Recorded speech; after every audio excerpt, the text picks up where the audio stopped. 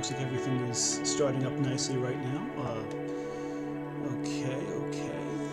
Gonna wait a couple minutes for people to start filing in, I think. But, yeah, this is the first time I've done anything like this before, so hopefully this isn't as the earphone works. One of these earbuds doesn't work.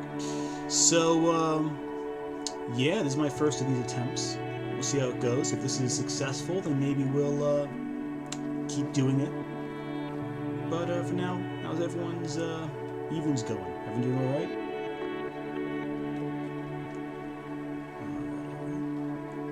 Cool. Okay, so people are starting to file in. I'm not sure how exactly to begin these live streams because I've never exactly done any of these. I don't know how anything works actually. But I do know a few things, and that is simply that I will stall for time as I figure out what I'm doing, and then we can go from there. So, if this is your first time at one of these streams, because it's my first time doing it, I recommend getting a nice beverage, maybe some wine or a drink of some kind. Right now, I'm starting with this little cocktail right here. A little small, I know, but I don't want to get inebriated for reviewing a video. This is what we call a French Connection. French Connection is a mix of amaretto and cognac. So we'll see how this goes along the way. So who we got here? Look at some comments here. Yes, my wallpaper here is very vaporwavy. I was trying to look for one that wasn't too generic and calm and soothing, so I chose one of these. This basically fits my average aesthetic. Yeah, no. Always stall for time. I gotta always stall for time again. The brown-haired anime girl oh, cool, awesome. Yeah, Windows 95 jump scare. Yeah, some of these are like a little Windows 95-ish, a little Windows 98-ish. Yeah, no, it's... Oh, this cocktail is delicious. It is a good attempt. I was with my family the other week, and they had all these... I don't know if you guys are Italian or not, but whenever you have an Italian relative, they always want to get rid of half of their liquors and stuff like that, because they don't drink any of it. It's like, here, you want some sambuca? You want some amaretto? Here, take some. So I took some, I was making a cocktail with it, because what else do you do? Oh, my hair's ridiculous. Yeah, we'll figure this out. One of these things. By the time this is over, I'll look like a cave from Windows 95. Oh, yeah. Look at what you got there. Putting the kettle on. Yeah, get some tea for this one, because this may take a little while. I've never done a live stream, so I have no idea. Well, I've done... we don't talk about those occasions. But I've done a couple, but, you know, it's always fun to see how long you last. But I'm hoping to last about 2 hours right now, so get cozy, get some tea set up. Quick thoughts on Evangelion and... Yes, okay. Since we are talking about Evangelion, I feel like it would be a great idea to explain my thoughts on Evangelion. I love this series. I deeply love this series. I think it is... By the way, how is the audio right now? Are you guys able to hear me, or is the computer song too loud? I want to make sure it's all balanced out. I've had Negroni. Yes, I have had Negroni. They are okay. I'm not a big Negroni guy. I'm way more into whiskeys and scotches and bourbons personally, but Negroni's alright. A good gin drink is okay. I was using Linux to make your desktop look like Windows 95. Yeah, no, I don't use Linux, but that would be something that makes me want to use Linux, just that aesthetic. Music is a bit too loud. Okay, let me lower that. Let me try adjusting the desktop volume. How is it right now? Is that good? Okay, let me lower it a bit. How's this sound? Does this sound better?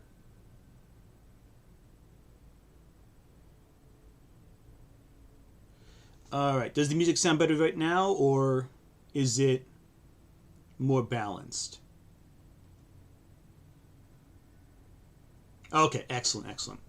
I'm probably going to end up adjusting the volume when the video comes on, so you can all hear it, but I'll just play around with that, and, you know, we'll see how it goes. I'll lower it when need be. The music's gone now. It sounds muted. Okay, let me adjust it slightly more. How's this? Is this okay? That good? Oh, it's gone. Okay. Alright. Well, right now I'm playing YouTube's royalty-free music collection so I don't get like copyright struck, because I am tempting the gods a little bit with this, you know.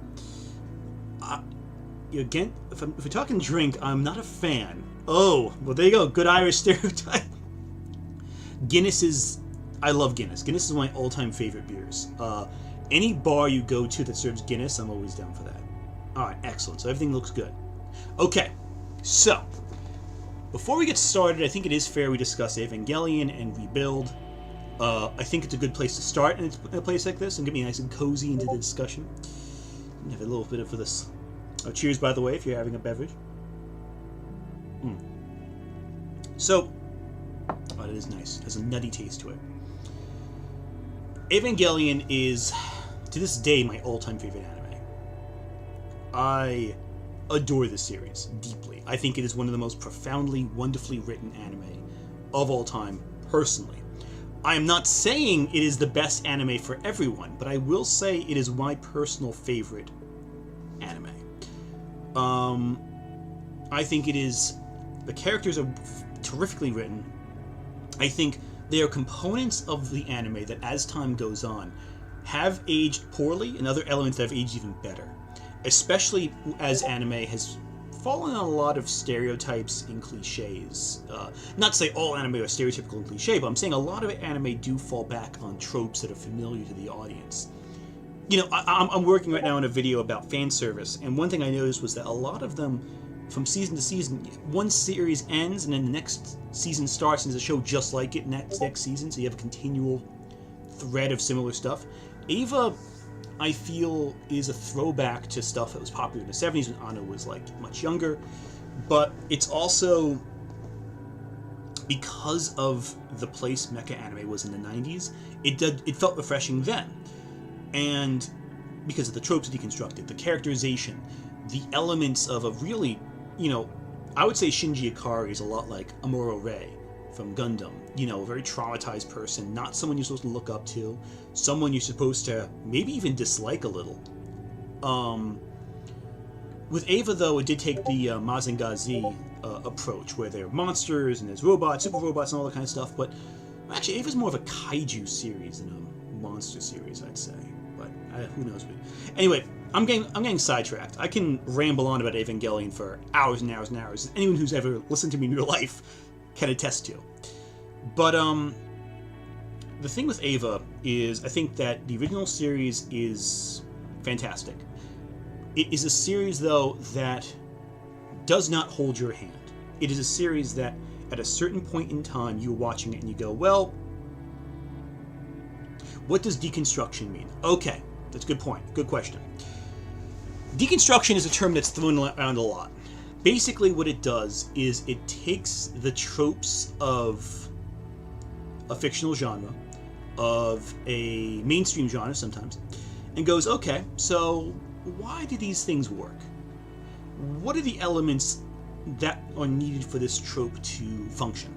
So, for example, in an action movie, you know, especially during the 80s, a big thing was that the action hero always had unlimited ammo. He could tank hundreds of guys all coming at him at once. You know, like the whole movie Commando or the second Rambo or any of those like Schwarzenegger, Stallone action films from that era.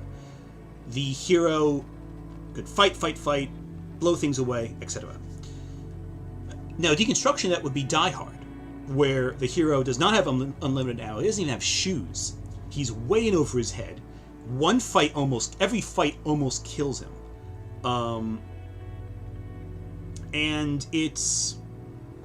But it still works in the end. The story still comes together in the end because the elements and techniques that make the action film are being played with. They're being toyed with. They're being taken apart to see if the action film can still hold together. Injecting realism? No, not quite.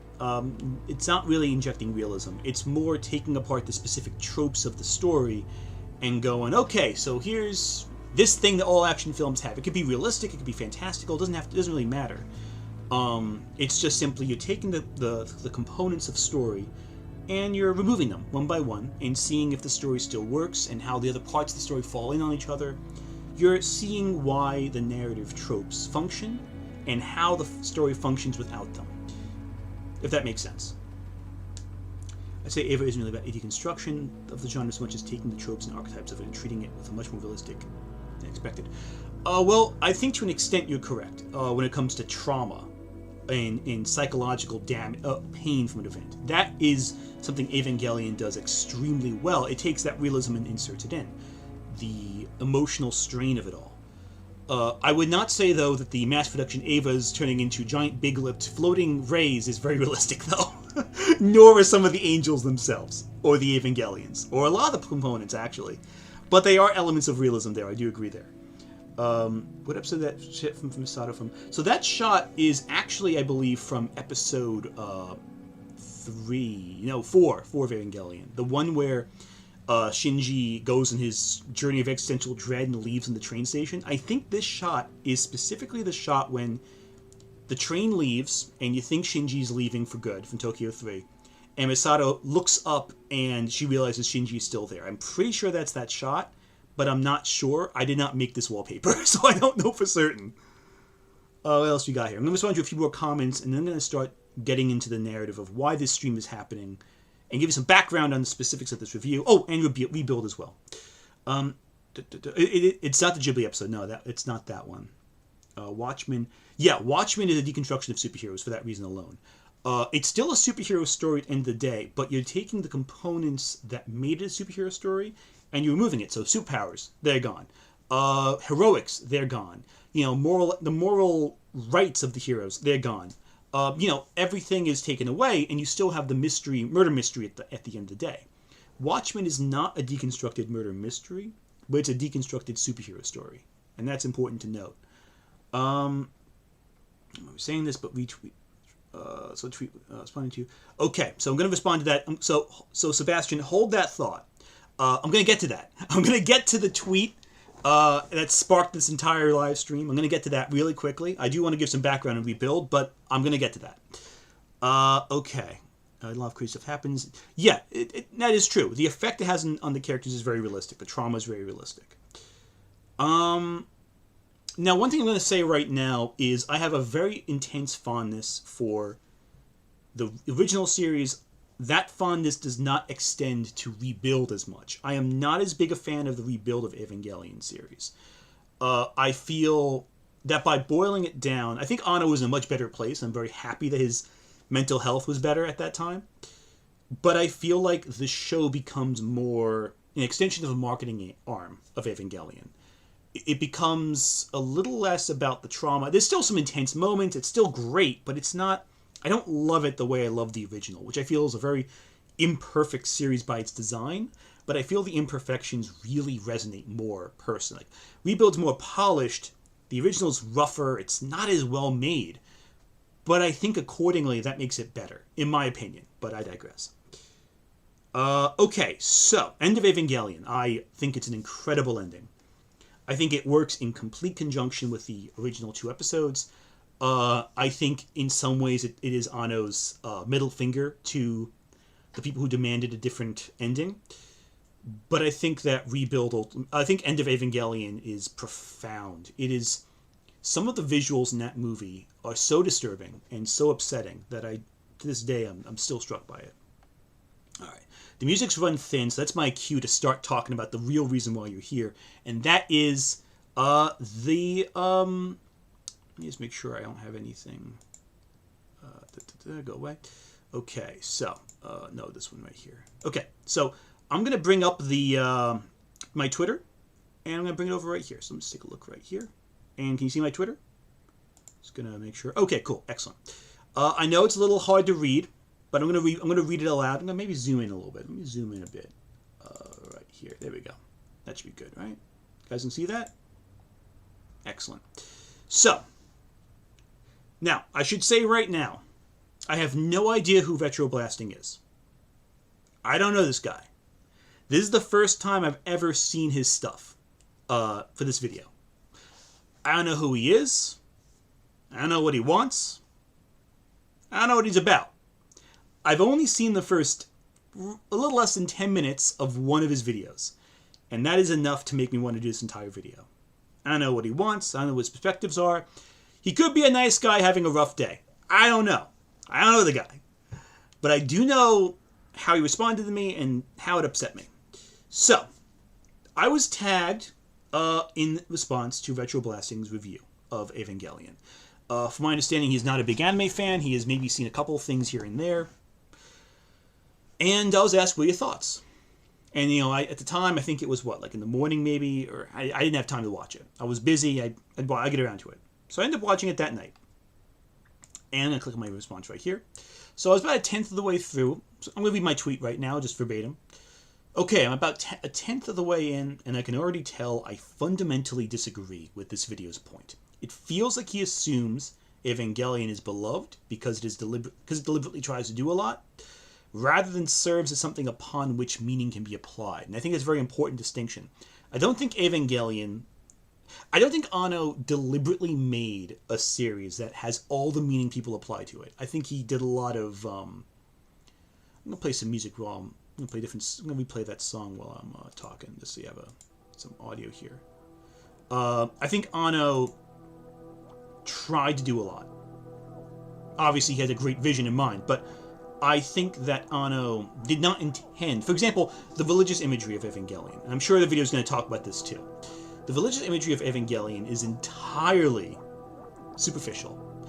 Anno and Gainax had no clue what any of this was. They didn't care about religious imagery. They didn't care about what the Tree of Life meant to the Cabal.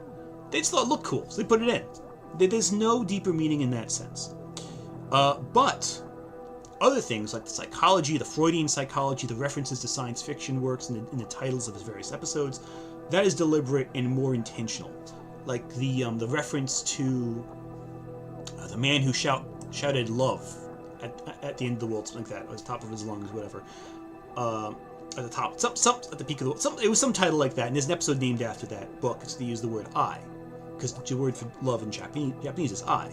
So it's kind of like a little double. And of course, I is the self.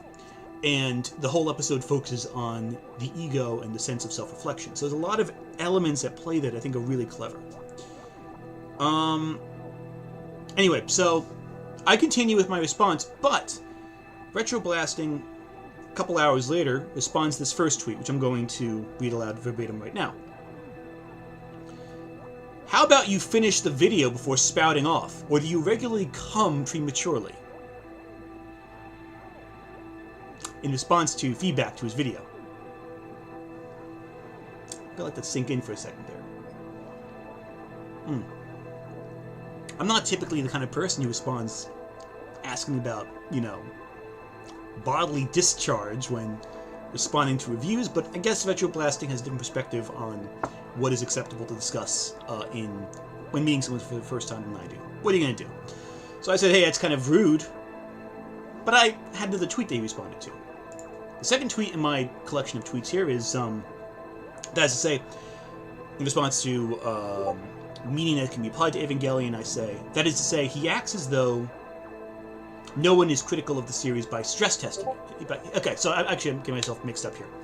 I continue talking about RetroBlasting's view, and say, no, that is to say, he acts as though, and he being RetroBlaster in this case, no one is critical of the series by stress testing it, but that's also not really the point. The point is that the series is beloved because it forces people to reflect in painful, uncomfortable ways. And I do believe that.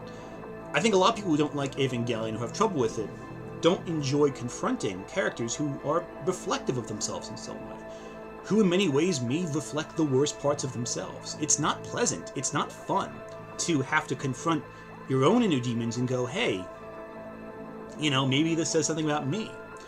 That sucks. But that's why Evangelion is so powerful. Another reason why I think Catcher in the Rye is a very controversial work, but I think Evangelion's a little more accessible than Catcher in the Rye because, unlike Catcher in the Rye, Evangelion has giant monsters fighting, which is always makes any work better. In response to this, RetroBlasting's responds, and this is where the coming comment, okay, that's internet banter, whatever. This is where it got actually angry. And it does not happen too often with me on the internet. I never get angry, but this actually upset me a little bit, and I'll explain why. You're assuming deliberate intent by Anno. I posit that because Anno is mentally ill, nothing he did was deliberate, and therefore by extension has no merit. And anything like merit ascribed to it by fans is a dangerous game to play given Anno's worldview. Now, I'm not going to get into Anno's worldview right now, because I'm sure he explains it in the video that I did not finish. I will get to that. What pissed me off, and I mean genuinely pissed me off, was arguing that because Anno deals with mental illness and depression that can be debilitating, that nothing he did was deliberate and therefore has no merit. If you're approaching the series or any story from the perspective that mental illness keeps you from having artistic merit, then you are an elitist at best. You are condescending at worst, and you are ableist even worse than that. And that pissed me off. There are many artists in this world who have created incredible art while struggling with mental illness, or channel their own pain into their craft. I wonder if he would say the same thing about Van Gogh, dealing with depression. The painting Starry Night was painted from the view, from inside a sanatorium cell. The view of Starry Night is the view Van Gogh saw from his window while getting therapy for his illnesses. And that is infuriating. That this man is saying that because Anno has mental illness, that his art lacks merit. That was enough to make me go, okay. I was on the fence because I'm still trying out this YouTube thing. I'm still seeing where the boundaries are. What is entertaining to you? What you guys would like to see? I don't want to bore you with like nonsense. I want to give you guys something fun to watch. You know, I want to earn your views. But at this point, I stopped caring about earning his reviews. I had to articulate exactly why what he's saying infuriated me so deeply. Why I genuinely was upset with this. And I'm not saying this as a fan of Evangelion. I'm saying this as a proponent for artists. I'm saying this as someone who values creativity. This upset me deeply. And it made me have a little less sympathy for RetroBlasting as I review his video. Now, I will be honest with you, I am still going to evaluate his opinion as a separate entity from himself. I'm not going to say, how dare you say this, you person? I'm going to say, oh, the review is incorrect, or I disagree with the review for this reason, or that reason, or the other thing. I'm going to try approaching this with a fair, balanced perspective. I don't want to come across as attacking. And I want to also encourage everyone to watch RetroBlasting's video, because I do not want this live stream to exist as a substitution for the experience of watching his personal review. That being said, I am going to try streaming the whole thing. I'm going to watch the whole thing and react accordingly. I'm going to stop at periods to reflect. I'm also going to say at times, I'm going to let his opinion play out. I'm not going to stop it every 5 seconds, but I am going to stop it when I feel that I have something strong to say. But I do want to have him finish his thought before I respond, so I can give him the benefit of the doubt, though you may hear me have some running commentary as it happens. I am going to increase my desktop's audio as I play it. Before I start, I want to read a couple questions real quick. What do we have here? I'd agree with you that when I was younger, Evangelion made me deeply uncomfortable, and as I grew up, I'd realized how much it was because I could relate to Asuka, and then came to appreciate it. Yes, Asuka is an incredibly relatable character. I think especially anyone who's worked as, say, who's done extreme sport, who's weighed their value against academic achievement, I think can really relate to someone who weighs their whole worth on their performance as a pilot. I think that's an incredibly relatable experience. Given the context, I feel not surprised. Okay, it's RetroBlasting's personality, unfortunately. Well, I wouldn't know that, but we'll find out soon enough. That's actually a stupid take, stupid take, like what the fuck. Okay, so I'm not going to say anything's dumb. I want to avoid saying anyone's opinion is wrong, but I will say when I fundamentally disagree with an opinion. Art is about the purest. Oh, Sylvia Plath, yeah, another example. Deep depression, horrible depression there. Art is about the purest depression. The artist is from Tourist. There we go. Love it. So I was waiting for those comments. Keep them coming. Lovecraft. Yeah, Lovecraft was a mess too. H.P. Lovecraft, yes, he was an extremely racist person. There's no argument there.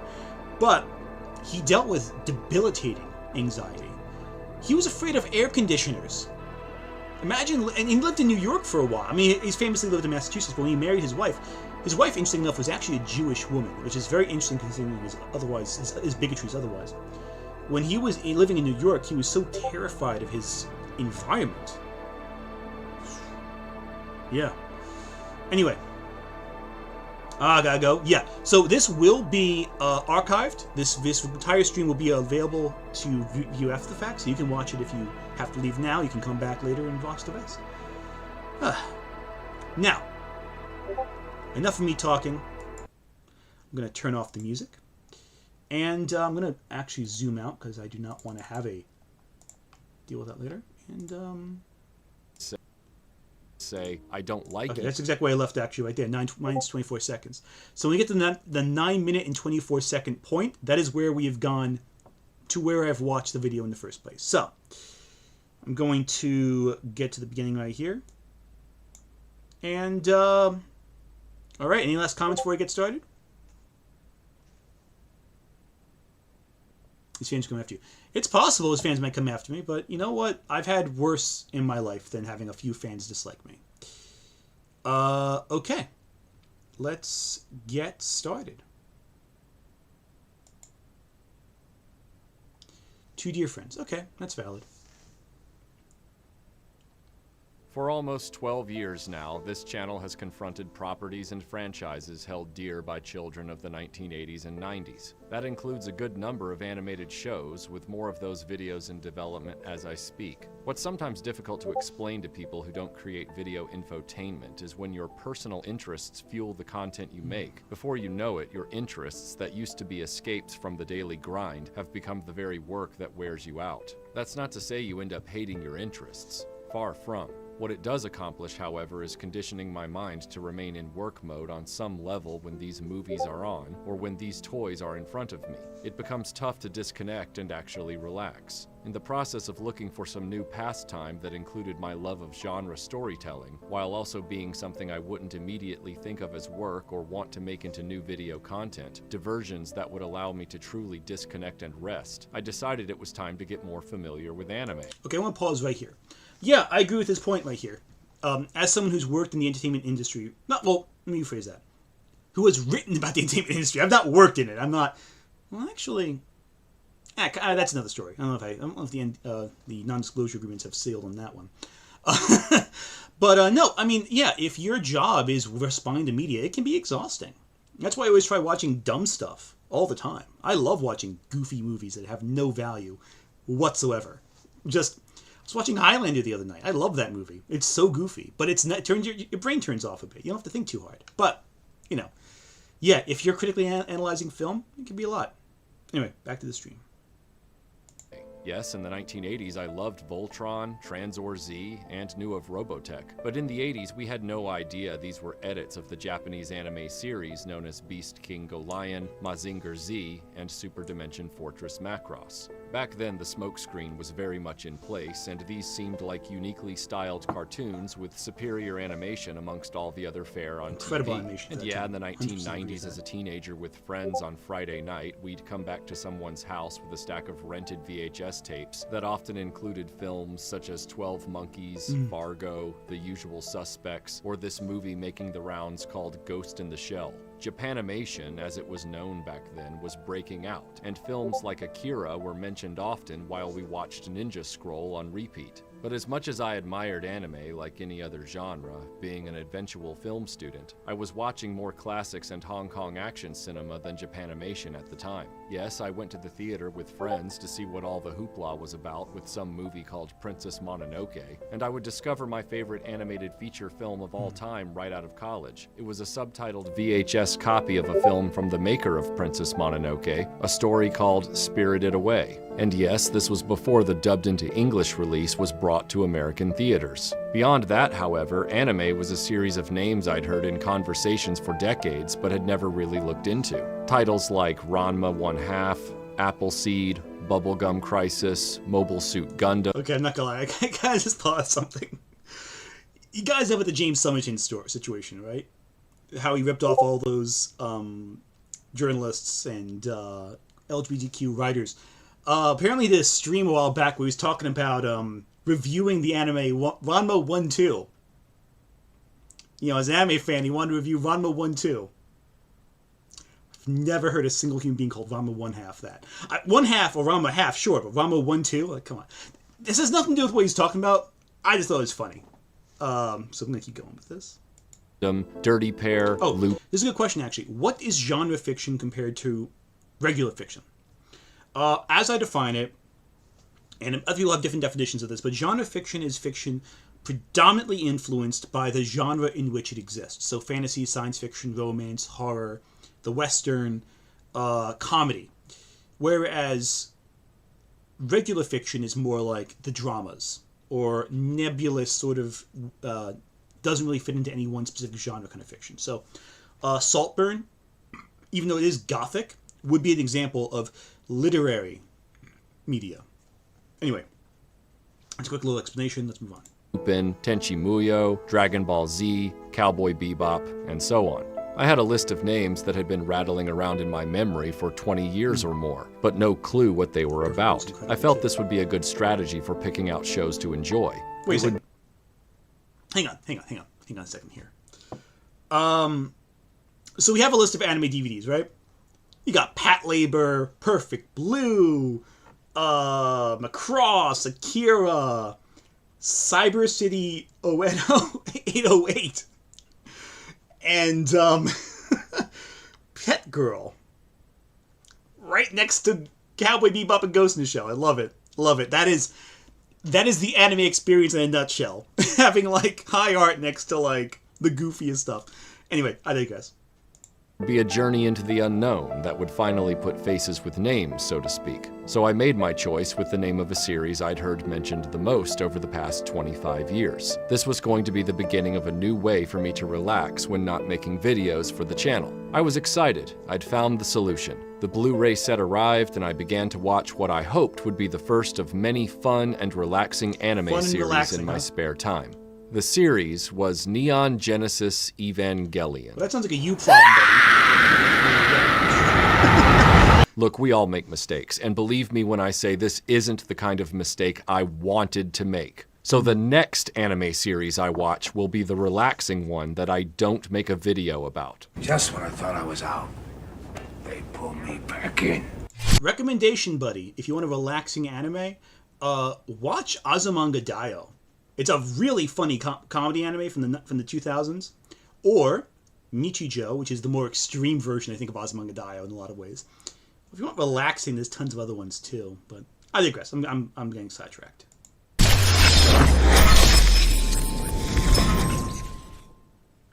It's gnawing at me. I feel anxious. Say something to me. Talk to me, please. Don't ignore me. Best part of the Netflix dub.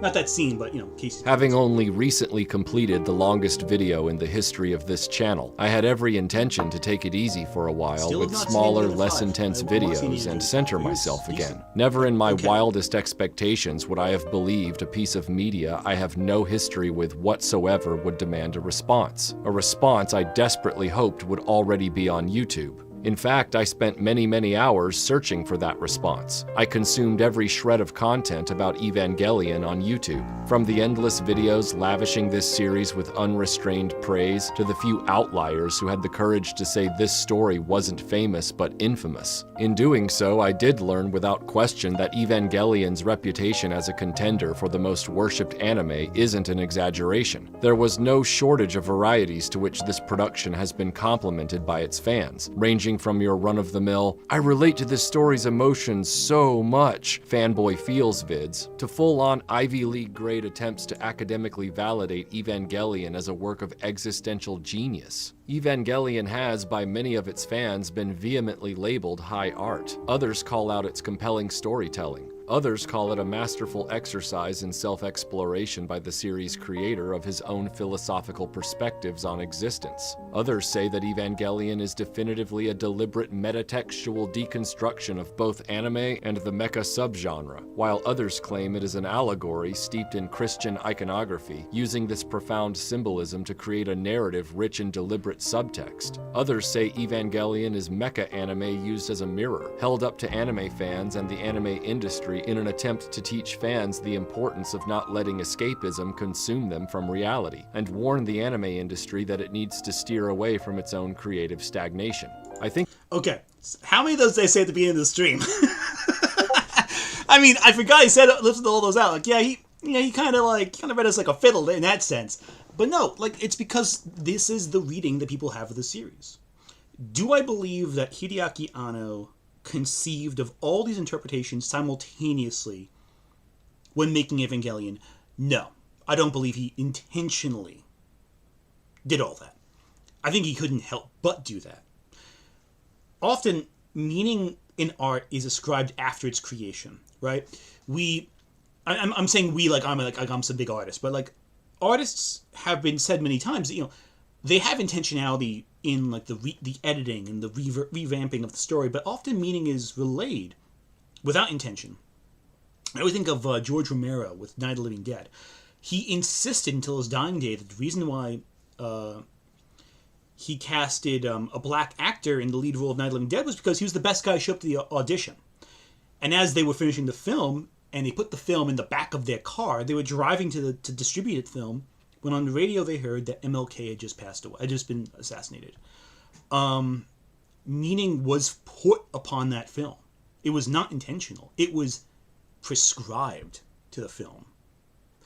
So I don't believe artists have to intentionally put meaning in a story.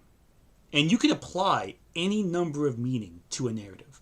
Applicability is often more powerful than allegory. I don't know what Evangelion is allegorical for, aside from Freudian psychology.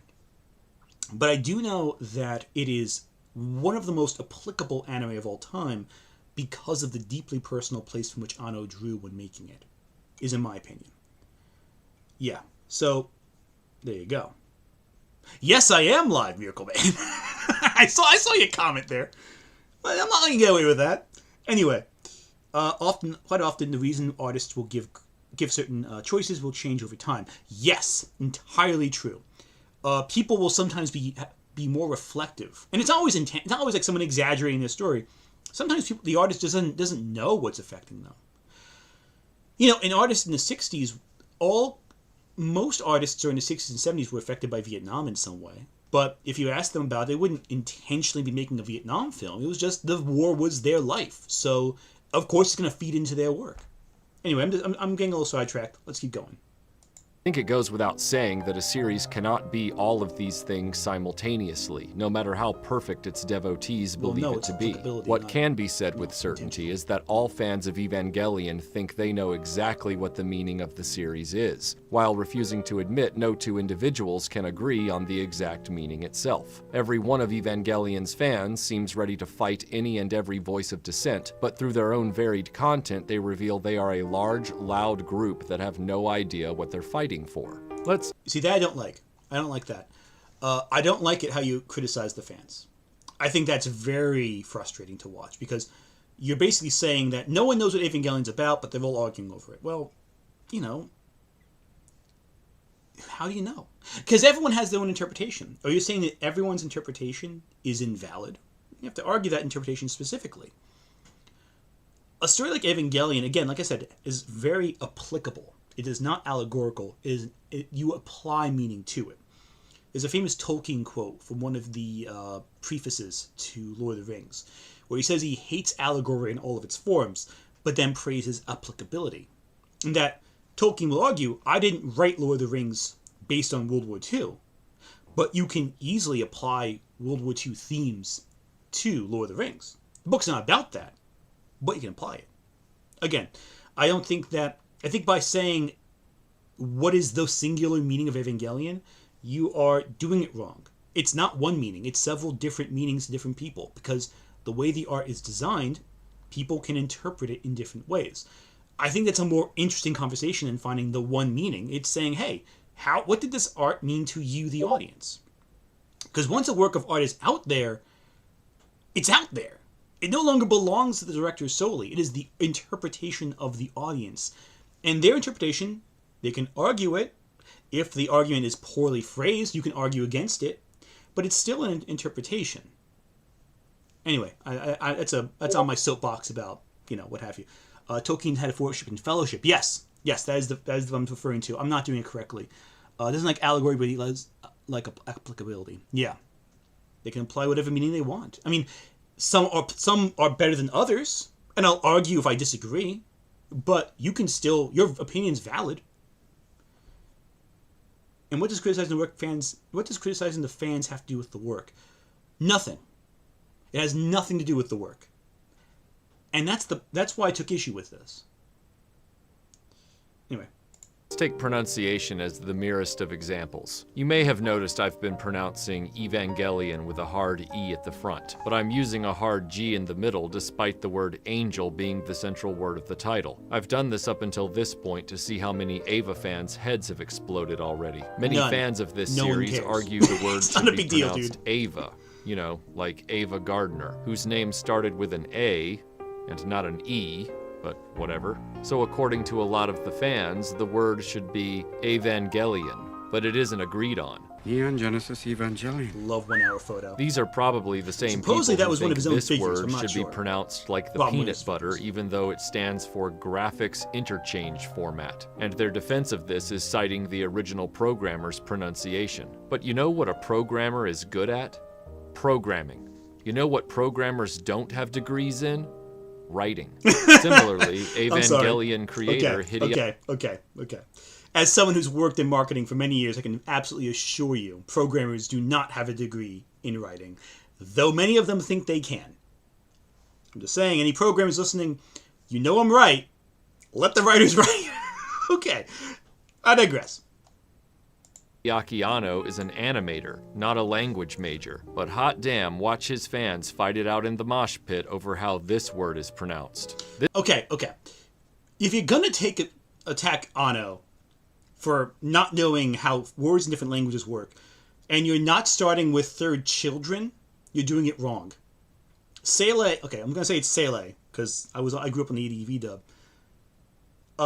If you're picking apart Sele, but not saying third children, second children isn't weird English, I don't know what to tell you. Of all the low-hanging fruit, you choose that one? Okay, let's go with it.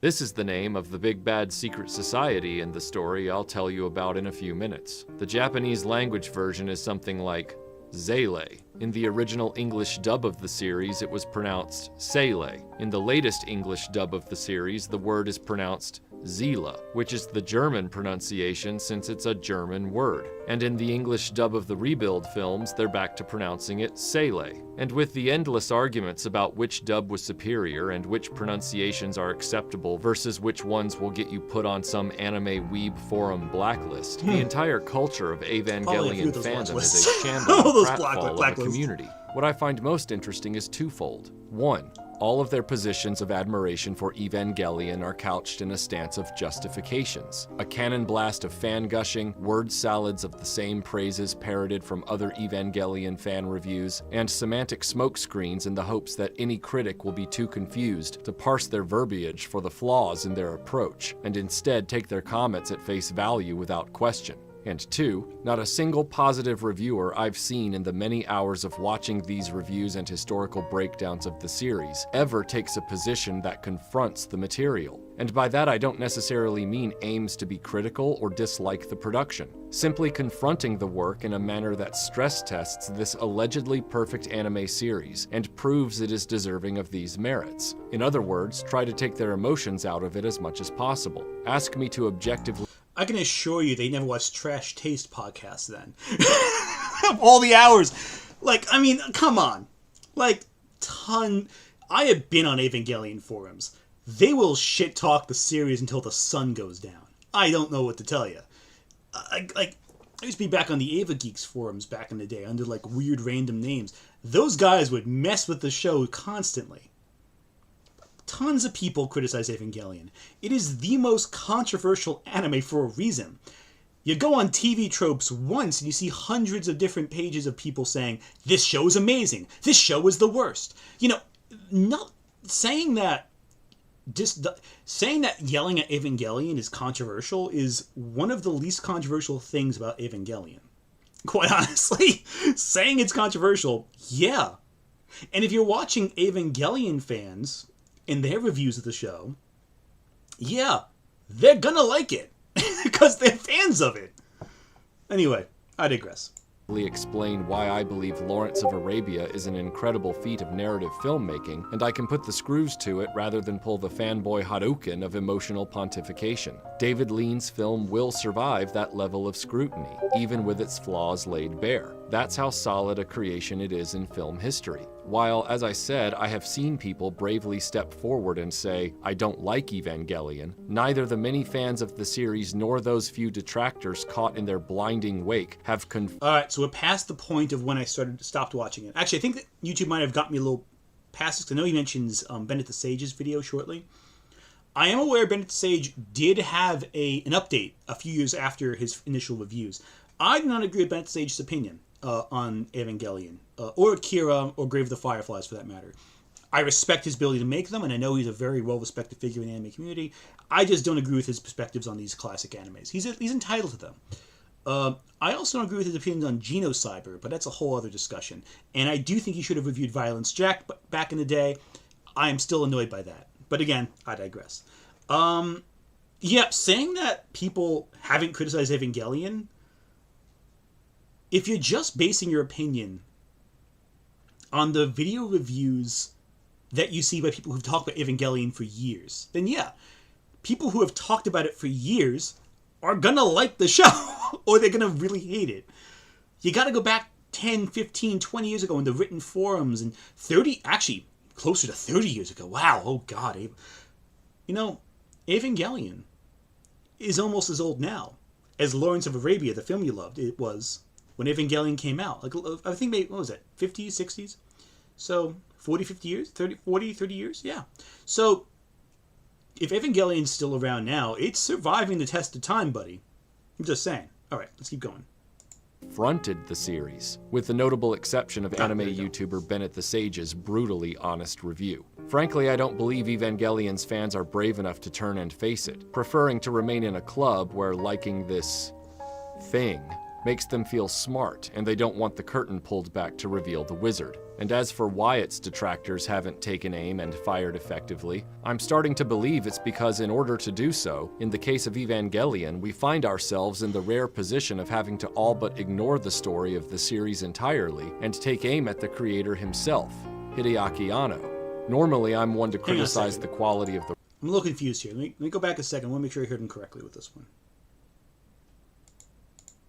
And as for why its detractors haven't taken aim and fired effectively, I'm starting to believe it's because in order to do so, in the case of Evangelion, we find ourselves in the rare position of having to all but ignore the story of the series entirely and take aim at the creator himself, Hideaki Anno. Why? If you're criticizing a show, criticize the show. Why would you have to attack the creator? If you're analyzing the product of the creator, why would you address the concerns towards the creator? It's not like a Marquis de Sade situation where the guy was a violent person. Or, you know, we're talking like a guy who made an anime. Why would you direct your attacks on the creator and not analyze the show itself? Why would you ignore the story? Anyway. Normally, I'm one to criticize the quality of the writing, the logic problems of the plot, and leave the people out of it by and large. But here, you practically have to throw the script away because, well, that's exactly what Anno did during the making of Neon Genesis Evangelion. That is true. The reason behind why he tossed the script isn't as banal and straightforward as his fans like to tell us. The reality is extremely uncomfortable, having everything to do with why Evangelion is always defended and justified rather than confronted the way it should be. But before we go there, what about that script? Okay, so what I think he's going to talk about right now is the initial pitch for Evangelion that was released. The initial pitch was very different for Evangelion versus the version that we got. Now, as I understand it, keyword, as I understand it, budgeting was one factor why they didn't film that exact script. They were created. The funding was pulled apparently at a certain point while making the show. There were some creative divisions. Gainax was already in a financially bad situation before the show even started. For them, it was very much like a Final Fantasy Squaresoft situation where if this didn't work, they might have gone under. Thankfully, it did work for the company, but yeah, okay. So, question right there: did Anno post death threats from fans in the end of Evangelion? Sort of. The common belief is that these letters were death threats sent to Anno over the end of the series, but actually they were not. They were responses. A lot of it was actually fan mail in response to Evangelion. There are a couple that are death threats, but they are not. I do not believe it has been proven that these are directly connected to the original ending of the series. I think they are separate, as I understand it, but I could be mistaken. You sound like Evangelion. Doug Walker talking about Pink Floyd's The Wall. Yeah, the worst review on the internet by a mile. Ugh. It's a shame, because I used to love Doug Walker's stuff back when I was, younger, but, he really fell off. And, of course, the other stuff that's come out about his company since then, which is totally separate from the products of his video, but reflective of his characterhood. And I won't sidestep that. That is also deeply horrible. But I'm not in the right headspace to talk about change the channel. I'm more in the discuss of Evangelion. Also, I've been quite friendly with some people who... It's another discussion. I'm going to stop that and just focus on this video. I'm annoyed that I have to tell you about the plot of this series, Why? because the only reason I'm forced to do so is so you'll get a sense of how much time this plot wastes for the audience. Why are you annoyed to discuss the plot of a show you're reviewing? Okay, whatever. Creator Hideaki Anno burns it all down 2 episodes before the end. Well, the first ending. But we'll get to that in a bit. I'm not going to waste your time trying to point out the hundreds of plot holes and all of the story's logic problems as I often do with other series or films, because when you get right down to the facts of the case, the sci-fi plot didn't matter to Anno, so why should it matter to the viewer? The series... Okay, I actually do agree with you on something. The sci-fi plot is less important to Anno than the exploration of its characters. That is why the last 2 episodes of Evangelion are fully focused on characterization. The focus was always on the characters. It was always a coming of age. It was always a psychological exploration of its... It was a character study. That is what people don't get about Evangelion. The show is less concerned with the external plot and very focused on the internal plot. And that is why it is so difficult for many people to grapple with it. It is a show that doesn't really care about how the external plot resolves itself, because it's so concerned at a certain point with the internal plot. That is, I think... I would argue that is an imperfection of the series, but it's an imperfection that makes the show better, I think, in my opinion. I think that by ignoring the external and focusing purely on the internal, it creates something very artistically powerful. But that is my opinion. I'm not expecting everyone else to agree with that, and I fully get if someone was annoyed with how the show kind of drops the external conflict after a certain point. How, Toji just vanishes from the storyline after his subplot ends. I get that, but I think it results in a very powerful piece of media. But I digress. Look at a few comments real quickly. So Shinji is... I don't know if Evangelion is supposed to be a sequel to Nadia, but there were elements of Nadia in the original version of Evangelion. And, of course, Shinji's character designer, Yoshiyuki Tamato... I'm trying to think of his name. He wrote the manga. He based Shinji off of Nadia. So, let's keep going. The series begins with a setup anyone who has seen your basic mecha cartoon should understand. If you've seen Voltron, you've seen the basic premise. 15 years have passed since a near cataclysm. If you've seen the show where they travel to space and rescue space princesses, you know the series about the post-apocalyptic wasteland of Tokyo 3. Makes sense. Called The Second Impact almost destroyed life on Earth. The world is in peril from these strange kaiju-like monsters called angels that arrive every few days to try and destroy the city of Tokyo 3, where the special operation known as NERV is headquartered. But wait, even the pronunciation of that might be NERV, according to some dubs and some fans. Nerve? My father's work. Is there something I'm supposed to do at Nerve? NERV is run by this supreme asshole named Gendo Ikari, who is apparently the sociopath inventor of the Evas, mecha robots. He's not the inventor of the Evas, though. He runs Nerve. He didn't make the Evas. Okay, whatever.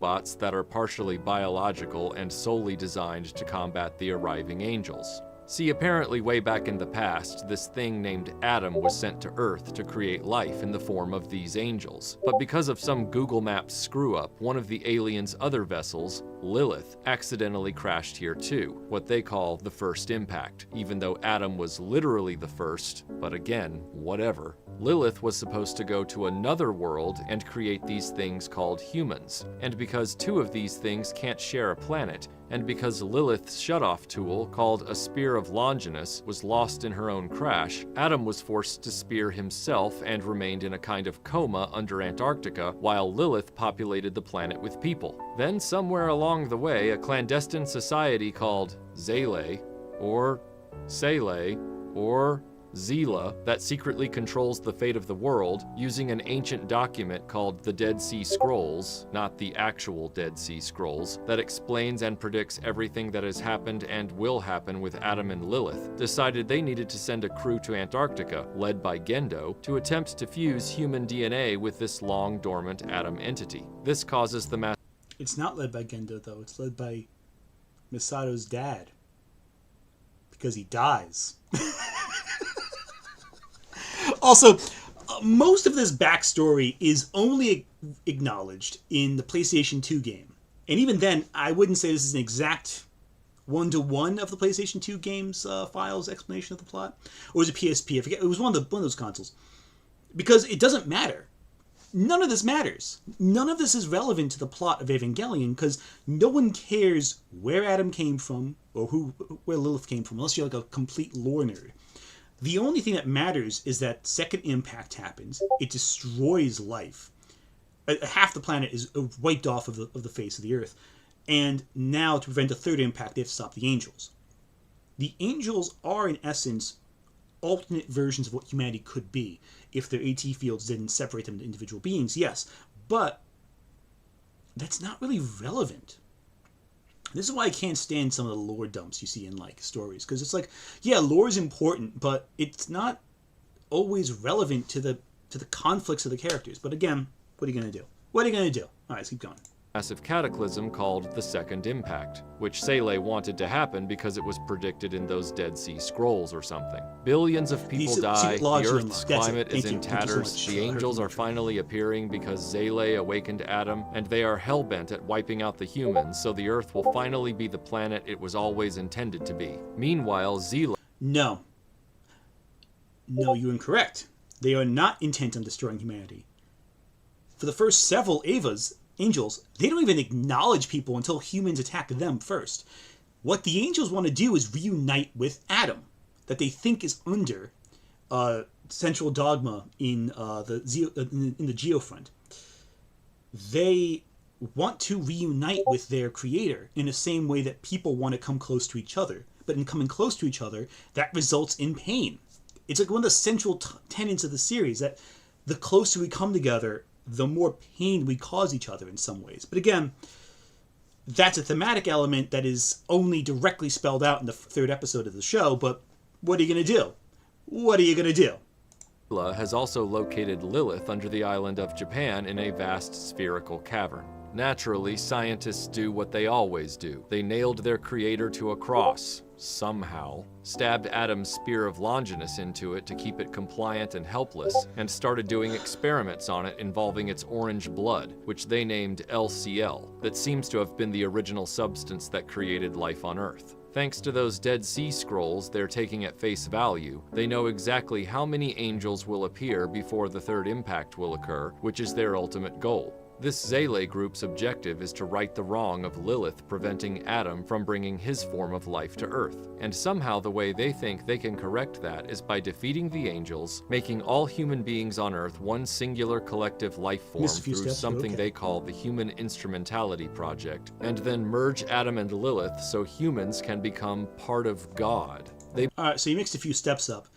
They have to fuse Adam and Lilith before the Human Instrumentality Project, but again, the thing about Sele that is important for people to understand for Evangelion, if you want to like Evangelion, you got to appreciate one cool key central thing. Sele doesn't really fucking matter. They really don't.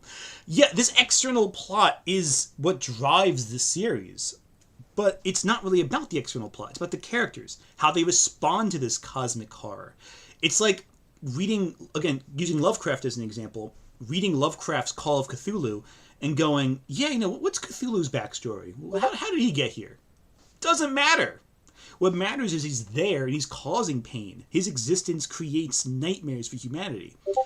The angels, Adam, Lilith, Sele, Human Instrumentality, what they pose the story is like a cosmic horror story.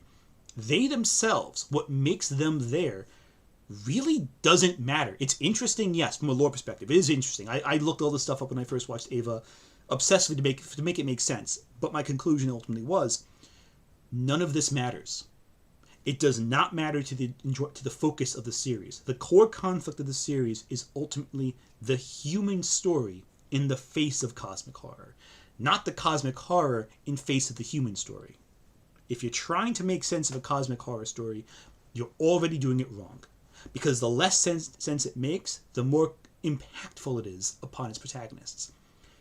Constantly, Shinji, Misato, Asuka, even Rei, their reaction to anything outside of their parameters is, I don't know what's happening. And that's great writing. Because why would they know anything? Even if they dug into it, why would it make sense to them? When Misato explains the plot of Eva to Shinji and End of Evangelion, it sounds like ridiculous, because it is ultimately not something that means make sense. But I digress.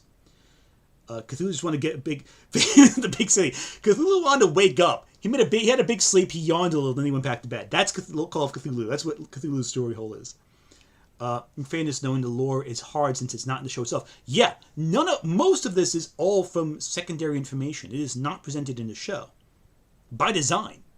Because Anno probably didn't even think of it until way after the fact, to be honest. I don't know if he ever consciously thought of any of this when he was making it.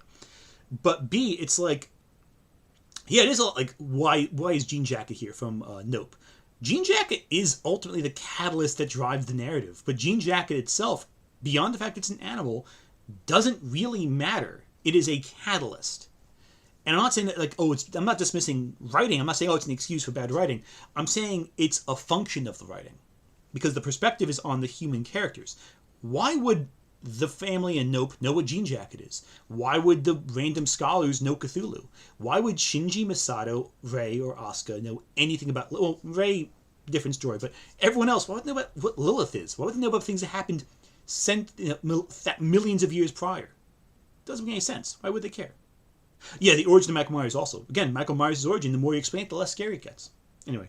They believe humanity was never supposed to exist, even though Lilith was sent out into space to populate some place with humans, just not Earth. But they conveniently disregard that. And even though Adam and Lilith were entities that arrived prior to any life on Earth, somehow a perfect set of instructions for everything that would happen made its way through prehistory to the present day completely intact, so Sele and Gendo never have a moment's pause about all of the primordial magical shit that starts happening as additional dominoes begin to fall more and more rapidly toward the third and final impact. Already wrong. Gendo deliberately deviates from the plot. That's his whole thing. He's a spanner in the works. But again, what are you going to do? Has begun. The angel's fruit of life and man's fruit of knowledge. It has become an entity equivalent to God. It has reconstituted itself as the tree of life. How do you know that? If all they wanted to do was merge Adam and Lilith, since they'd found them both, why did they waste time devising ways to fight these angels that wouldn't arrive until 15 years after Second Impact? Because the Dead Sea Scrolls told them to. That's why. No sense in introducing Lilith to Adam immediately. No, keep them apart until the angels are defeated, because scrolls. Ultimately, we're trying to reduce ourselves and every other human on Earth into a single ocean of orange goop. But we're worried about Adam and Lilith hooking up early because they could cause third impact, which would turn us into orange goop. This is exhausting. This is straight up shameless intellectual masturbation to the extreme. And this isn't even explained in the opening episodes. You have to... Okay, so... yeah, it is goofy. Wait, won't we excuse that? It's goofy. But they do offer one explanation, that they want to control how third impact goes. Without the angels gone, they can't control the exact way it functions. Because, in case you forget, third impact is not what causes human instrumentality. Human instrumentality happens because it's given to them in the hands of a pilot who is synchronized with the Eva. In this case, Shinji. So that's one factor. Anyway, let's keep going. Suffer through 26 episodes of the series and one revision movie that remakes the final 2 episodes just to glean this amount of possible information. Like I said, I'm not going to spend hours discussing this plot. There are more than enough videos on YouTube, as I've demonstrated earlier, that can give you that information in exhaustive, pretentious detail. Okay, so we're 16 minutes in. He hasn't explained Shinji Ikari yet. He hasn't explained Asuka. He hasn't explained Misato. He hasn't explained Rei. He's just focused on the most external elements, but has not actually discussed the actual people who matter in the show itself. Okay. The main plot of the story is about Gendo's son, Shinji, there we go, who finally. has no relationship with his father after his mother Yui, who was a scientist with nerve, was in some accident working on the Eva mechas and died. Gendo, who if I haven't mentioned it already, is a massive asshole, doesn't care about his son at all and just wants him to pilot this mecha called an Eva and risk his life to defend Tokyo 3 from the angels. Shinji is a broken nothing burger of a character, hopeless, scared, self-centered to the extreme, emotionally needy, and an absolute pill. I knew it. So he's not a nothing burger then. Quite frankly, like, he's a nothing burger. He has all these complex emotions. He's a nothing burger. Okay, whatever. No one wants me. Be a man for once! Grow some balls! Emo doesn't even begin to describe him. Shinji is a trash Emo. human Never born heard that from one another before. trash Shinji Ikari. human. He's an up-and-coming narcissistic sequel to his father, and yet for some reason, an entire generation of people claim they like and relate to this walking participation trophy of a character.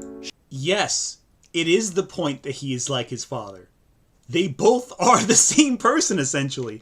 Gendo is what Shinji could become if he So the whole thing with Gendo's whole plot, as you find out at the end of Evangelion, is he wants to reunite with Yui. He pushed others out of his life because they made him uncomfortable. Because the knowing of people, they caused him pain. It was the Hedgehog's dilemma all over again. This is explicitly stated in the show. It's not a theory. It's just he outright admits it. He accepts his fate when it comes to him because he admits that he was a massive, awful person. Gendo represents what Shinji could be if he allowed his anxieties to become callous, to become faults, to become issues. It's good writing. It's a foil between two different characters to show how certain decisions can impact someone on their way to advancement, to growth.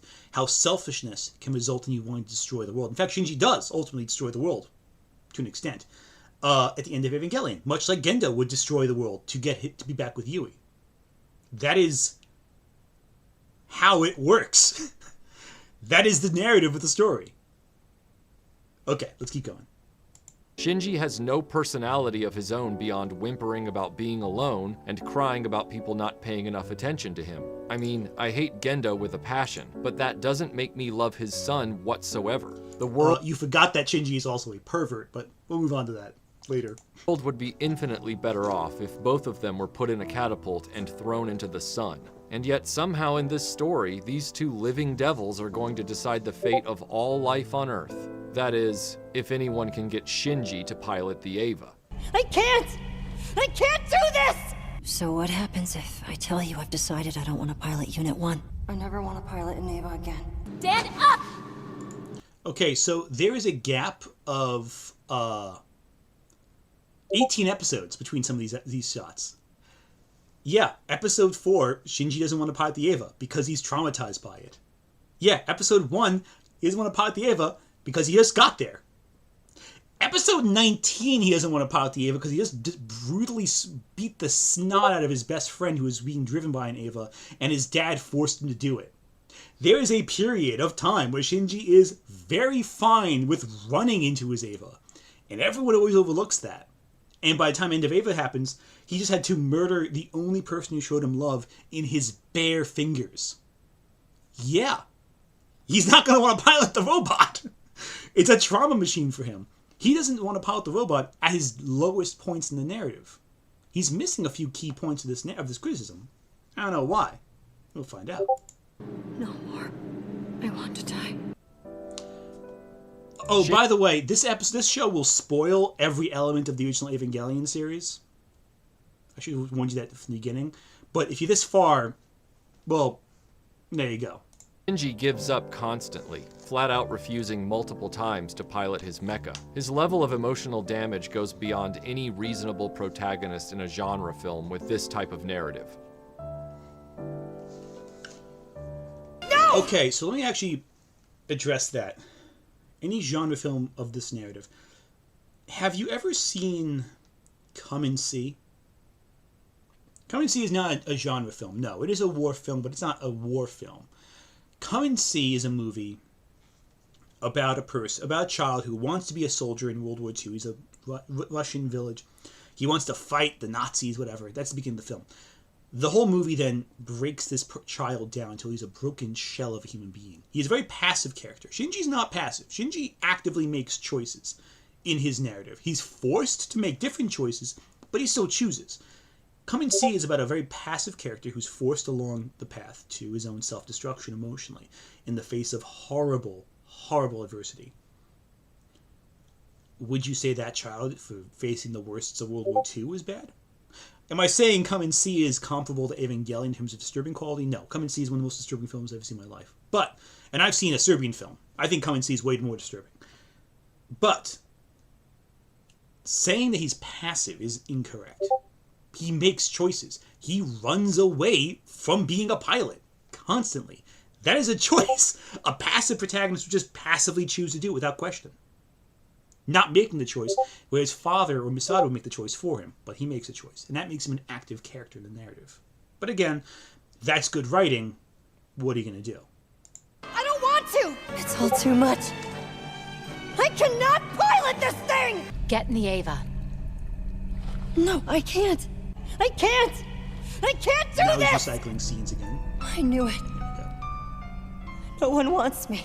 Don't run away. Don't run away. Don't run away. Don't run away! I'm dishonest! A coward! Different episode. You weakling! Oh, I've had enough. You've never been scared out of your mind piloting an Ava like I have. I don't want to go through that kind of hell ever again. I'm afraid of being disliked by others. You're afraid of you yourself being hurt. This world is full of too many painful things for me to live in it. Get me out of here. I don't want to be alone. What's wrong with running away from hurt and pain? You want me to get inside this thing and get scared out of my mind? No, Someone please take care of me. Please! I need you to be kind! Someone help me! Please! Please, someone help me! 6. What will I do if people hate me? What should I do? Someone tell me. Tell me what I'm supposed to do! In order for me to truly find myself, I will need to interact with many other people. None of that matters because there's no real me! I don't know myself! How can I take care of myself? The real world may not be a bad place, but I still hate myself. But I really do hate myself. I hate who I am.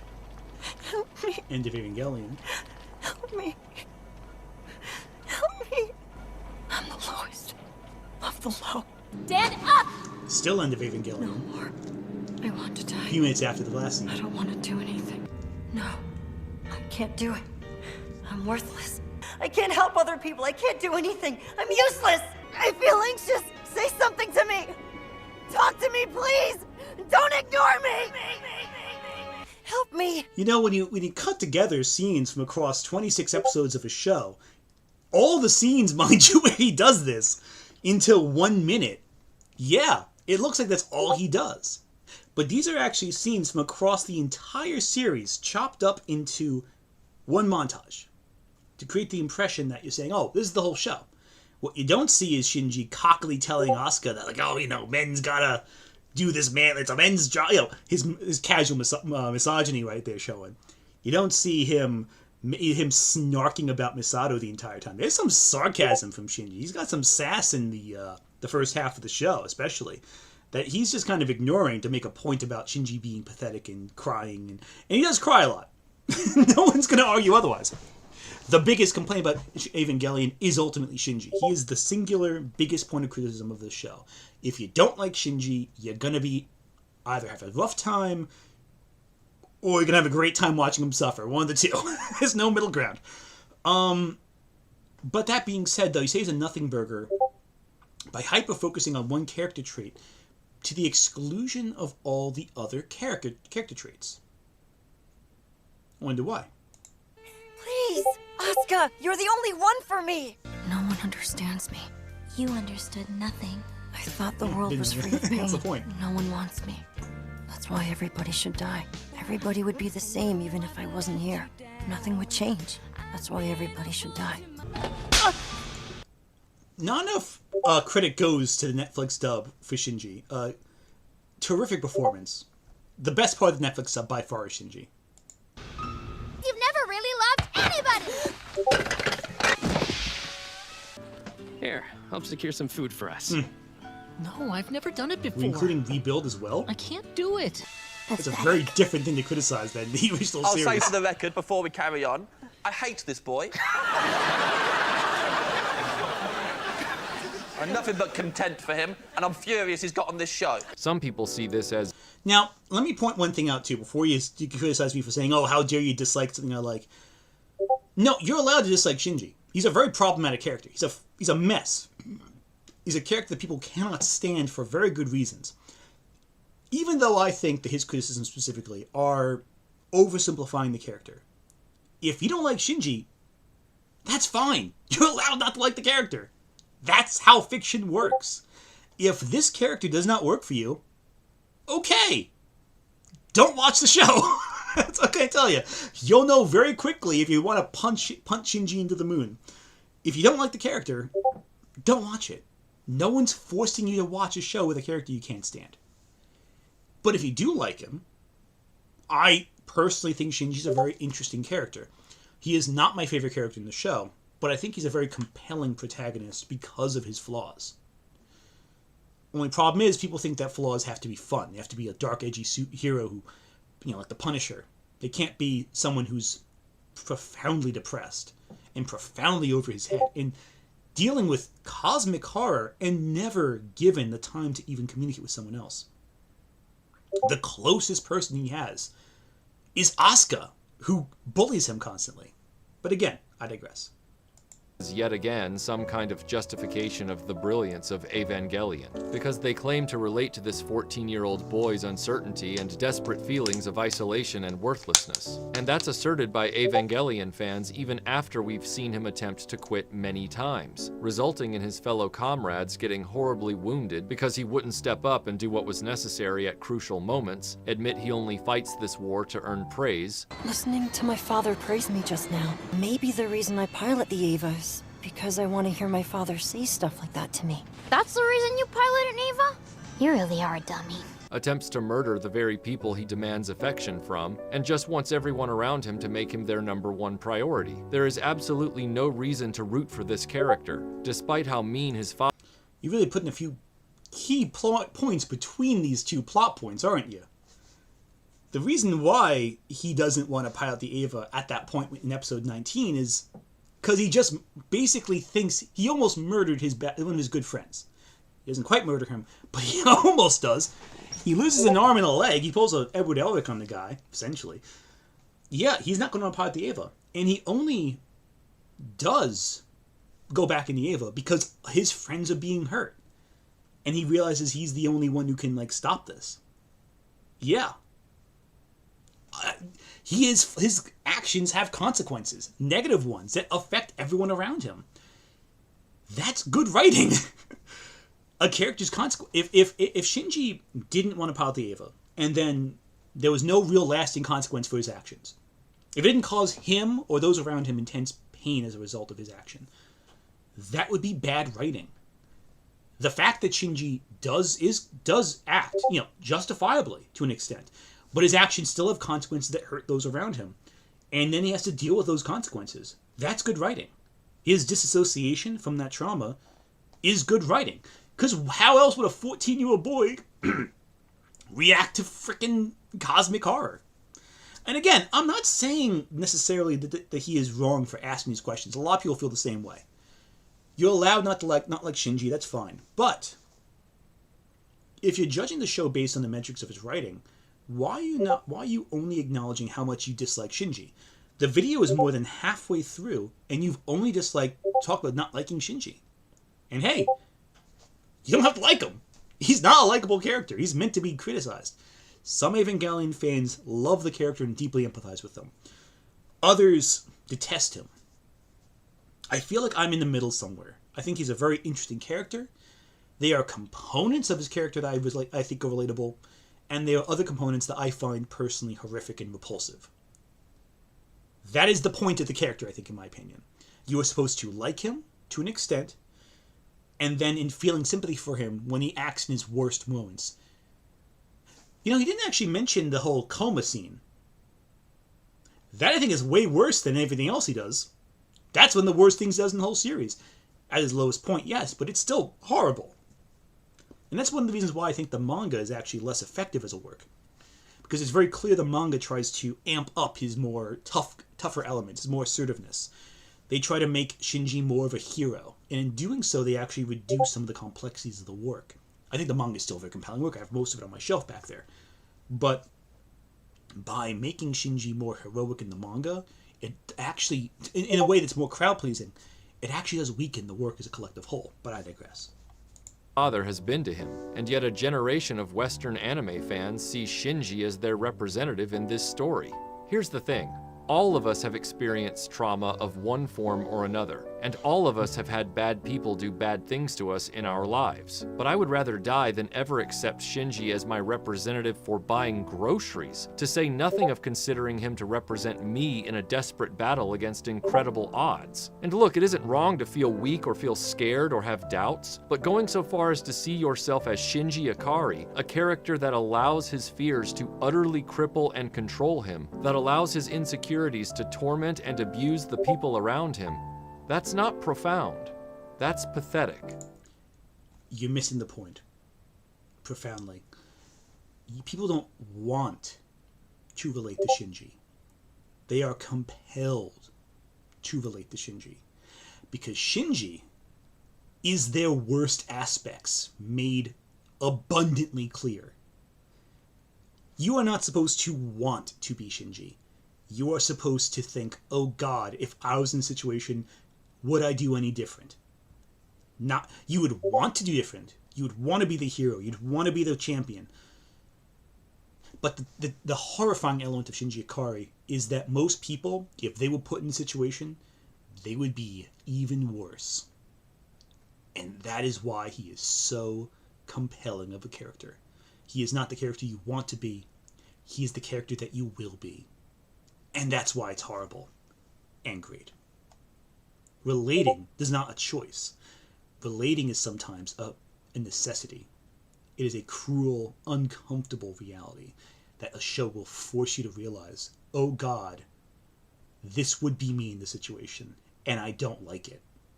And that is why it's compelling. It is unpleasant. It is horrible. It is, I think, one reason why a lot of people do not like Shinji, because they realize, oh God, this would be me.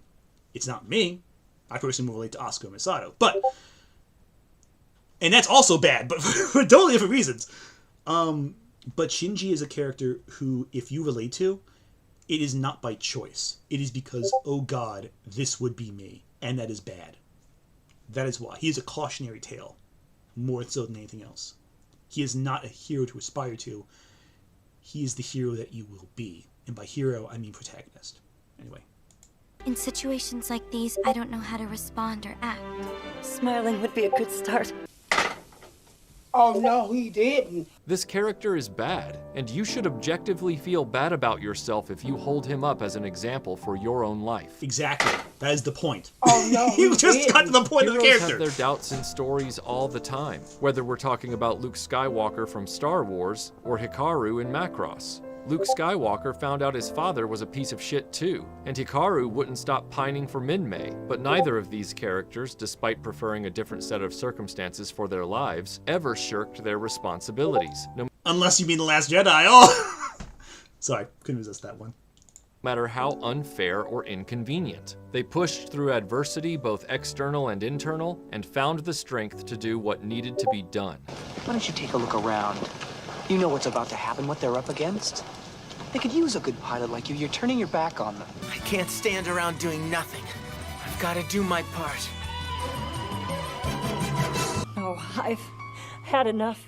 You've never been scared out of your mind piloting an Ava like I have. I don't want to go through that kind of hell ever again. Shinji never grows throughout this story. Even when the story wastes our time for interminable spans showing us that Shinji has had some kind of emotional epiphany, it always turns out to be a mirage. Within minutes, Shinji is not only right back to the simpering, sniveling wimp he was during the first episode, he gets worse each time. Shinji starts this series as a trembling coward and ends the series as a malignant narcissist with violent tendencies, while being handed the fate of all humanity. That's not a good message to send to troubled people, especially troubled teens. Lean into your weaknesses. Wallow in your self-absorption. Never move from the egomaniacal position that you are the most important person in the universe. Don't ever dig deep and find that strength inside yourself to be better. Drain everyone else in your life like an emotional vampire. There is no bigger picture. There's only you.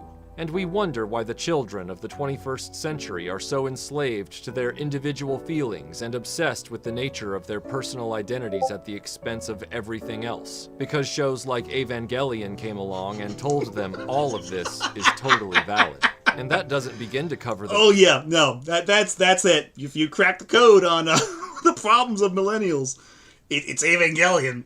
That caused it. Okay, that's also not what the point of Shinji's character arc is. For one, Shinji has a positive arc until episode 16. The halfway point of the series is where Shinji descends into a tragic spiral, an emotional tailspin. How I interpret that. Now I'm going to speak from interpretation. At this point, I'm going to give my interpretation of the series. I'm not going to act like this is definitely the point of the show. But from my perspective, the idea is this. We see Shinji grow. We see Shinji get a support unit. We see him become friends with people. Again, Toji, Kensuke, Rei, Masato, especially Asuka. Asuka's where he has a lot of assertiveness grow. I noticed that he's avoided mentioning Asuka this entire time outside of the person he pines for and then strangles. But didn't even mention the coma scene, but I digress.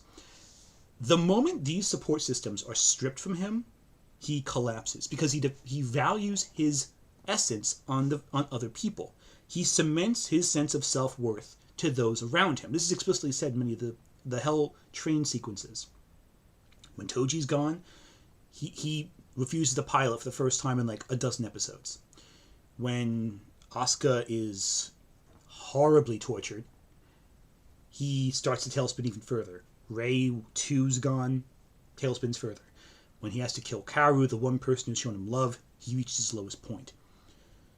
The idea of the end of Evangelion is to show that other people do not make you happy. By removing the boundaries between yourself and others, you actually make yourself worse by demanding their affection and love. Shinji only undoes instrumentality because he tries to figure out how to find value in his own being, to allow people to become separate again. However, the point of the end of the episode of the series, in my honest opinion, is this. This is the core message, I think, of the end of Evangelion. Just because you chose to have a breakthrough, because you chose to heal, it does not make the world magically better.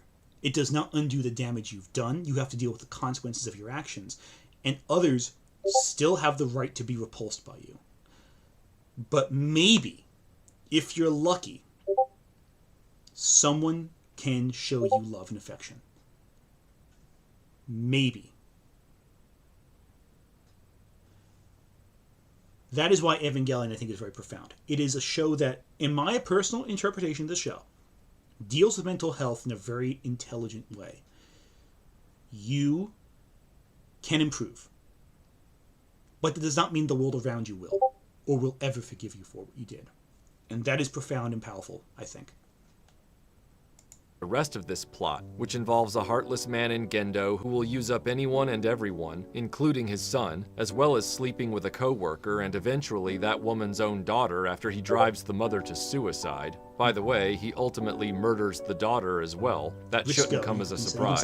This story is the equivalent of staring into the mouth of madness. You've got Shinji's guardian and nerve official Misato, who is considered one of the hottest women in Tokyo 3, but when her old boyfriend is killed by agents of Seilei, even though she could have any man in the city to stave off the loneliness and despair, she attempts to sleep with the underage Shinji late in the series. Ultimately, Misato will make out with... Okay.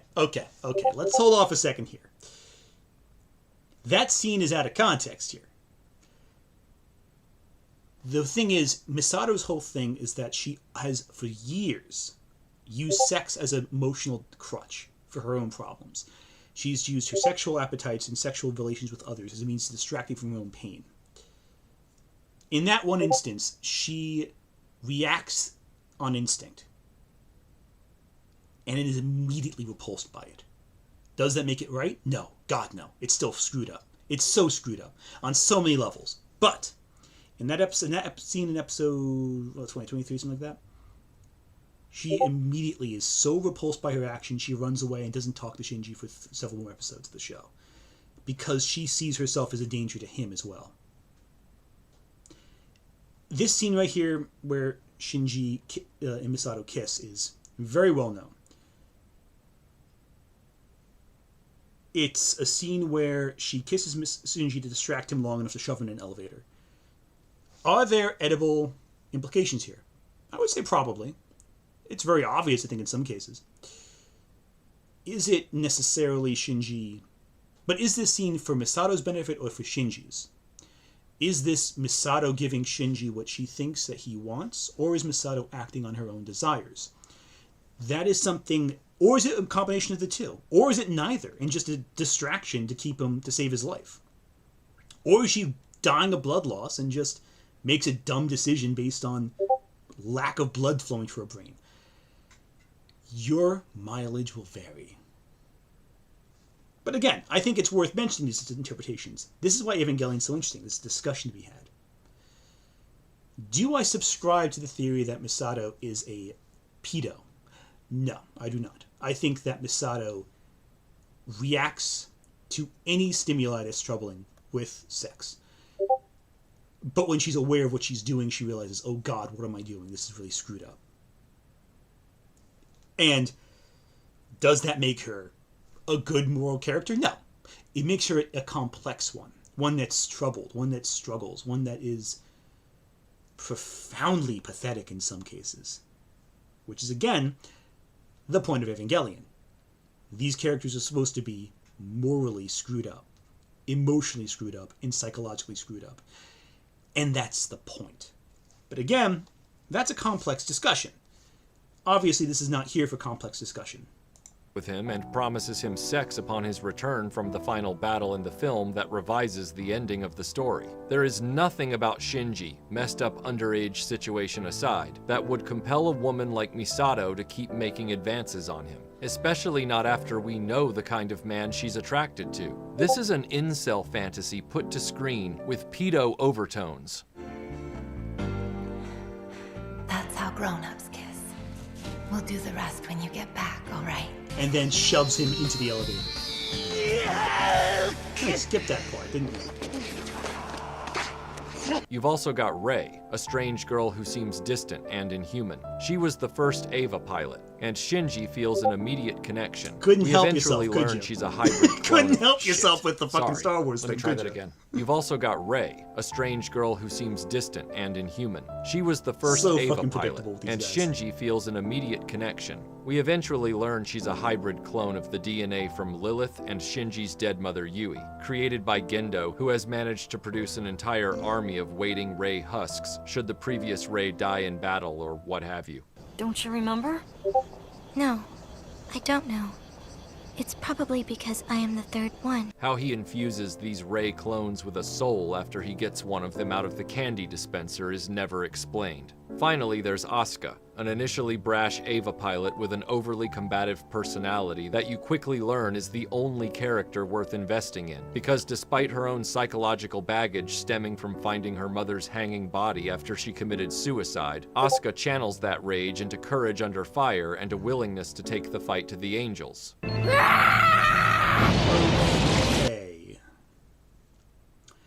Even though you are praising the character I like the most in the show by a vast mile, I disagree with you, Reed. It's not courage that drives her. It is profound insecurity. Intense insecurity. Some of the worst insecurity in the entire show. Because she values her entire existence on her performance. She only values herself if she does a good job. Because like a talented and gifted youngster who falls into deep depression if he or she doesn't get an A. I'm speaking for myself there, aren't I? Doesn't get an A on your English test. Her entire sense of self, the entire foundation of her self-worth is grounded on whether or not she is good at what she does. Not just good, but the best. And if she's not the best, if you ain't first, you're last in her eyes. She is one of the greatest characters in the show because of how profoundly tragic that is. She only finds value when, in the will to fight on her own, in this scene specifically, when she realizes that she was always loved. It's so sad. It's so pathetic. It's so tragic. But it is one of the greatest elements of the character, and then ultimately it blows up in her face. Another reason why I think the manga kind of fails in that sense, I think it subdues a lot of the elements that are so profound in this original series. And the big reason I'm not a fan of the Rebuild films as much is because of how much Asuka's role is sidelined in that series. There is so much I can say about Asuka. I could do a 5-hour video just about Asuka. There is so much I could say about this character. Of anything. I've written a lot of pieces on Evangelion. I've been trying to pitch an article about writing about Asuka every single time I've ever pitched to any publication. That is how much I love this character. I think she is a fantastically written character. It's like one of the best characters in anime, in my honest opinion. But I can go into that at a later date. It looks like, based on this runtime, it looks like, we're only halfway through this video. Wow, I am dragging this out. I'm very sorry. I am not gonna lose! But all of this plot I've just described makes no difference in the end. This overly convoluted, manic level of detail means nothing. We're talking about a growing pile of unanswered questions and increasing levels of complexity leading up to the 2 final episodes of the series, no matter which version of the 2 episodes you watch. Where does Zele come from? How did they find these I just saw a comment talking about Tiffany Grant. Yeah, that's one thing about the... Okay. The one thing I was actually really upset when they recast. I think, with Shinji it worked out, but with... I can't hear Asuka without Tiffany Grant and her... And again, I got a lot of people get angry at me about this whole translation thing. And just directly translating the text. Ava is improved by Tiffany Grant's improvised German. I'm just pointing that out right now. It really helps to have a character who is German speak German. Who'd have thunk it? Anyway. Dead Sea Scrolls? How did Gendo manage to rise to the top of the organization that would become NERV? How did they know they could shrink Adam to an embryonic state and remove him from Antarctica? How did Misato's boyfriend Kaji manage to steal Adam's embryo away from Zila in the first place? How did Gendo know he could integrate Adam into his own palm? How did he know all he would have to do is then place his hand on Rei and Adam would instantly merge with Lilith through her? Oh, no, he didn't. Why didn't Gendo's form change the moment he merged with Adam in his palm? How did they know Adam and Lilith should never interact? How did they know Adam and Lilith could merge at all? How did these people who wrote the Dead Sea Scrolls know any of this? Why would they design mecha that only 14-year-olds could pilot? Why do they need the pilots to breathe fluid in the cockpits of the Ava rather than... Okay, that's actually explained. The LCL directly oxygenates their blood. Most of the other points I'm not really complaining about. Like, yeah, these are not explained in the show. I wouldn't say they're plot holes necessarily. They're just unexplored. We can assume that they knew this based on research outside of it, or they had some storyline outside of the plot. But again, I mean, does it really matter? I mean, yeah, I can see someone who's into it for the plot being frustrated by these elements. Again, Evangelion ignores a lot of the external conflict to hyper-focus on the internal conflict. I'm never going to argue that's not the case. Yeah, they could have shown half of these things, or explained it, or showed, oh, we read in the Dead Sea Scrolls, or there's a ritual, or some arcane understanding. The LCL they explained, though. That's in the first episode. But again, the rest, yeah, I'm not having an objection to that. Yeah, they don't explain a lot of things in Evangelion. It's a common complaint about the show, so I'm not going to say no to that. Yeah, they don't. Simply have conventional air. How can you talk, much less scream, in a cockpit filled with amniotic fluid? Wait, what is this? Here's the clip of their scream. Relax, Shinji. Allow the liquid to completely fill your lungs. Oxygen will transfer directly into your bloodstream. Mayanami, Asuka, what are your current positions? There's no way to cover that much ground so quickly. Okay, that's valid. Alright, I'll give you that. That's fine. Okay, yeah, I'll give you that. If Shinji's mother being absorbed by the Ava was a tragic accident, why did all of the other Ava mechs also require the souls of the other pilots' mothers to be a part of the machines? How are the organic beasts that are the core of the Ava... That's actually very easily explained to synchronize with them. All the Ava pilots have parents who are dead. Every child in Shinji's class has a dead parent, because the parents, presumably, all worked at Nervus in some capacity. The only exception is Rei, and that's a big point of discussion. This was like massive amounts of threads on the Ava Geeks forum back in the day. What soul is an Ava Unit 0? And that's why it always reacts negatively. All the other pilots, they can synchronize with their Ava, but except Rei is the only one with his disarray. Rei disarray, there you go. And again, I don't think it's necessarily wrong to say these questions aren't answered. I object to the idea that these questions need to be answered. Because at the end of the day, you don't need sci-fi to be spoon-fed to you. It's just science fiction. But I digress. Avas actually made. If the Avas and their pilots are so interconnected to the extent that if the Ava loses an eye, the pilot also loses an eye, why can an Ava lose both arms but the pilot doesn't lose their arms too? That's also explained. In those instances when they have physical damage, it's because they've so synchronized with the Ava that the physical manifestations, it's like the whole thing of the Matrix, the mind makes it real. The more synchronized they are, the more it causes damage. When Shinji is synchronized with AV Unit 1 earlier, and his arm breaks, the units, when Yui's arm breaks, they even say, that's not your real arm. But when you're so synchronized that you are one-to-one connected to them, if something breaks, that becomes real. And even then, with Asuka specifically, it's very strange, because she is so synchronized with Unit 2 after finding out it's her mother's soul in there, or at least a part of it, that she becomes extremely powerful, and the Ava, she's extremely skilled, and that is the consequence. That's the negative impact of being really good at as an Ava pilot. The more synchronized you are, and that's why Shinji physically melds with his Ava when he gets a sync rate of 400%. But again, oh yeah, like Nightmare on Elm Street, you die in the dream, you die in real life. It's the same thing, same concept essentially. Maybe not one-to-one that, but it's the same general idea, yeah. Why is Seele, a human organization, so eager to end all of human existence? Since when did humans ever concern themselves with what should have been rather than what is presently in our reality, to the extent that a ruling class of humans would concoct a plan to lead us all to involuntary self-deletion?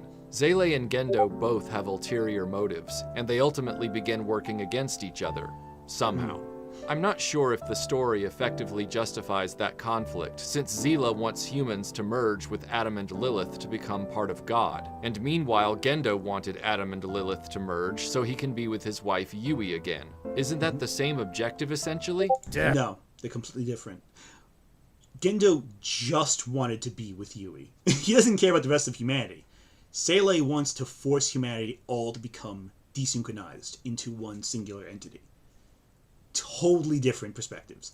That's like saying, yeah, he wanted to get revenge, but the other guy wanted to blow up New York City. It's like they're completely different. You know, it's like one is global, one is very personal. They're completely different ideas. And the other thing is that they both want to control the way it flows. But again, I digress. Death to God, man, and all life, so that we may become one. We will unite every soul into one. And then, let us go to where Yui awaits us.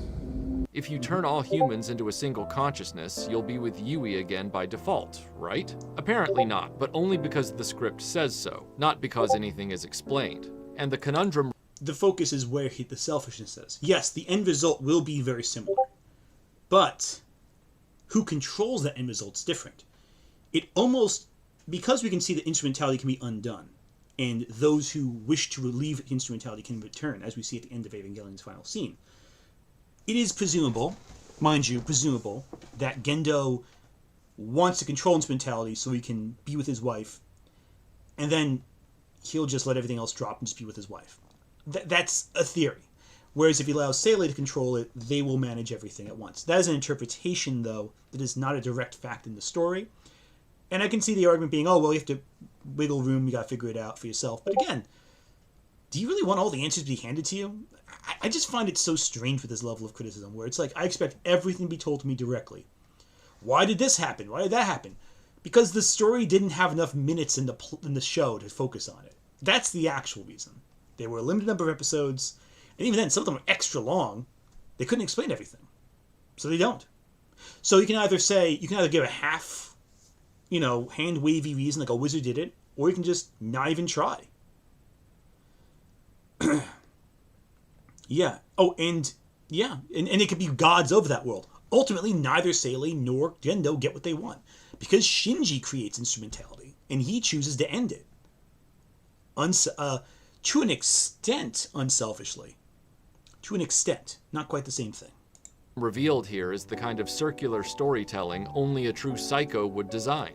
Humans are fighting the angels to prevent the end of their existence, but Seele wants them to fight the angels because the Dead Sea Scrolls reveal that only by defeating the angels will the prophecy of humans becoming a single consciousness without corporeal form come to pass. If humans don't fight the angels, Adam remakes the world as it was always intended, which is what Seele said they wanted, but if humans fight the angels, they unwittingly push humanity toward the endgame of becoming a single consciousness and ending the existence of individual humans, something Zila also claims to want. Meanwhile, Seele tells everyone they need to fight these things or else human existence is over, which is also exactly what Seele wants. I used to know this lunatic in real life who claimed the government was watching her and was secretly in control of every aspect of her average humdrum existence. So here's what I don't understand. Is he under the impression that the humans want instrumentality to happen? Ritsuko Akagi tries to blow everything up to keep instrumentality from ever happening, putting a very final end to the potentiality of it ever occurring. The humans don't want it to occur. It's only Seele and Gendo who want instrumentality to occur until Shinji's given the keys. And again, you're undercutting the entire other component of the plot, which is Yui and Professor Fuyutsuki's whole scheme to undermine human instrumentality, which is a whole big subplot that indicates that Yui was secretly the chess master behind the scenes the whole time, arranging the pieces so that, at the end of the day, instrumentality could be stopped through the means of Sele's mechanisms. But again, that would require a couple watches of Eva to really pick up on, because it is so subtle at the end. It's only a monologue explaining what happens. I don't know. Very subtle. And then she would go off about the color of a sweater she was gifted for Christmas, and how that color was an illicit message because it symbolized some horrible portent of blah blah blah. She was certifiably insane, as in, she was diagnosed as actually insane. insanity is not a diagnosis, it's a legal term. This is the part of the video that I think is going to get to the real, where I get upset. So, okay, it's been a long stream. I'm going to take 5 minutes just to get some water.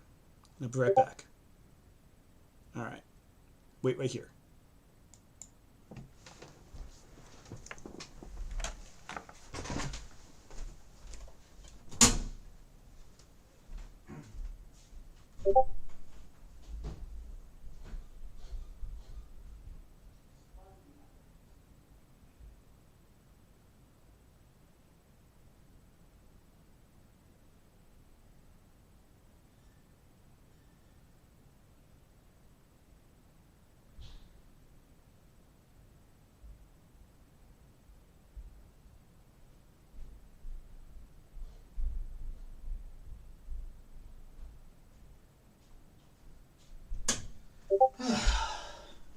Okay, I ultimately did not get water. I just grabbed, well, I got a bottle of water, but let me just switch back into here. Watch screen, here we go. Cool. I am back. I did, however, grab another beverage because I feel like I'll need it for this discussion.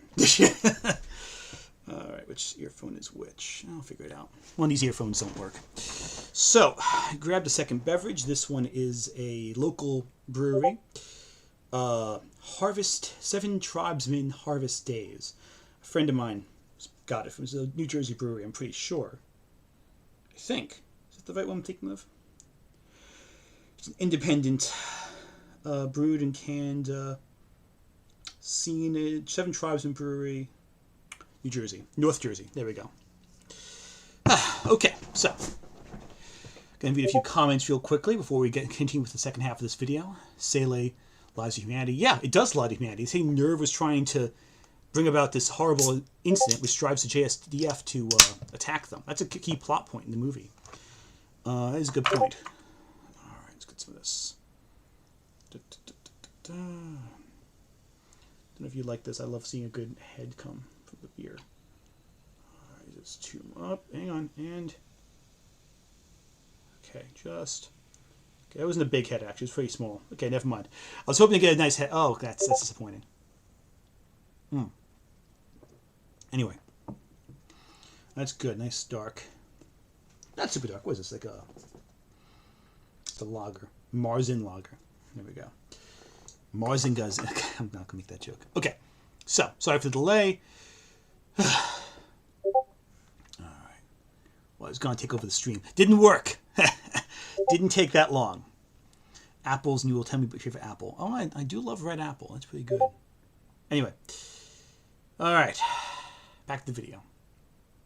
Evangelion's plot reads just like one of her ramblings, where you have a big secret society that is pulling all of these puppet strings toward some darker end they are keeping from the other trillion people on Earth, and somehow they have the power to do these things. Meanwhile, there's a bevy of emotionally broken people all constantly spouting their laments about the meaning of existence and their feelings of loneliness, while unrelated symbols upon symbols are mixed into the narrative that point toward completely different alleged thematic ideas that don't really relate to the other portions of the story. It's all manic and superfluous and stacked atop one another like a tower of soggy pancakes. And then when you add in the narcissism, the incel behavior, the pedophilia, the Oedipal complex fixations, and so much more that couldn't fit into a full set of encyclopedias, you start to see the real nature of the man behind this madness. A true Russell Nash grade personality in Hideaki Anno who is dashing in his mind from one mental anxiety to the next as he grapples with trying to make a story about sci-fi mecha action while his noisy brain torments him with all of these personal hang-ups about loneliness, resentment, a desperate want for attention and validation from others, and on and on and on.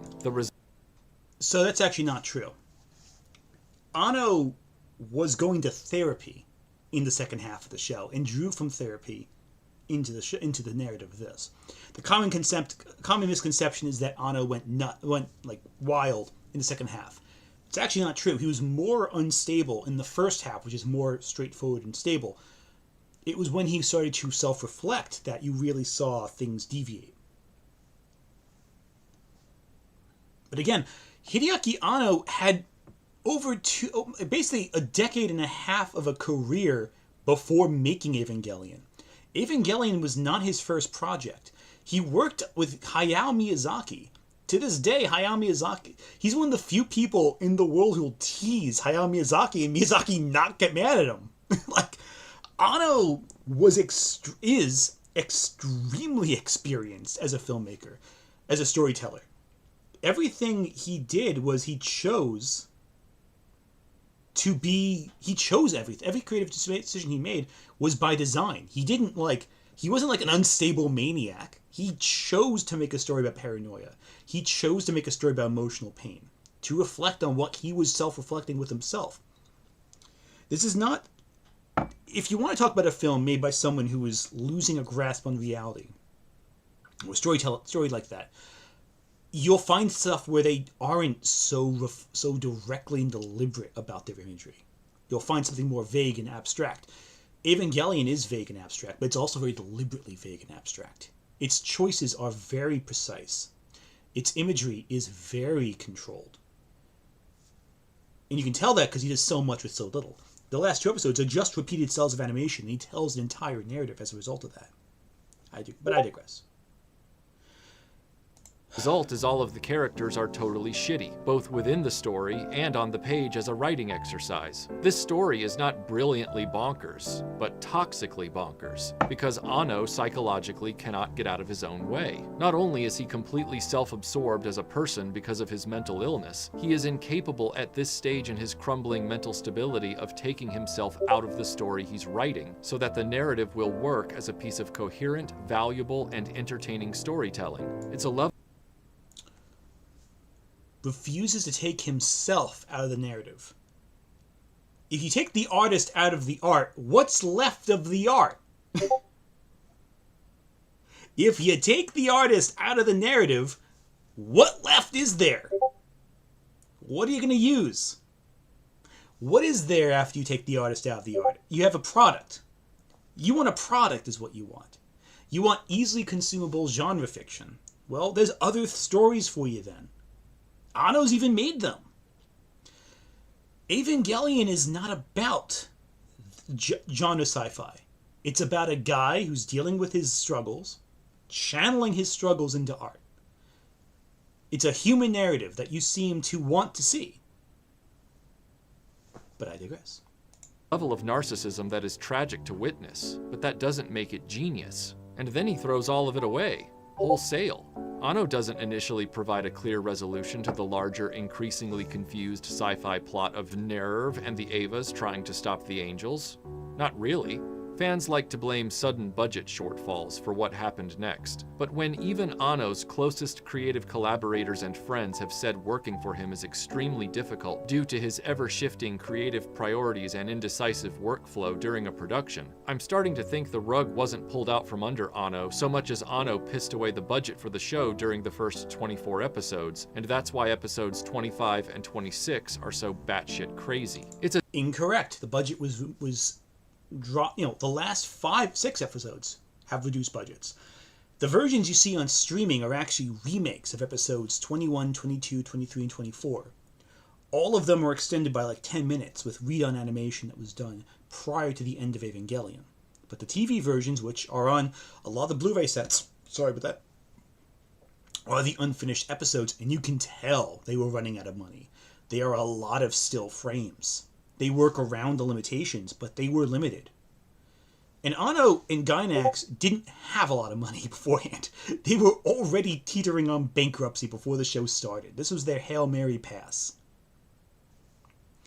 Again, I can cite this information, at least based on interviews and discussions. I can go through my old days on the Ava Geeks Wiki, Ava Fan Wiki, Ava Nerd Wiki, whatever it was. I forget the name of the forum now. The wiki. It's the Ava Wiki, you know the one. But the question is, you're making a lot of assumptions, buddy. Okay, I digress.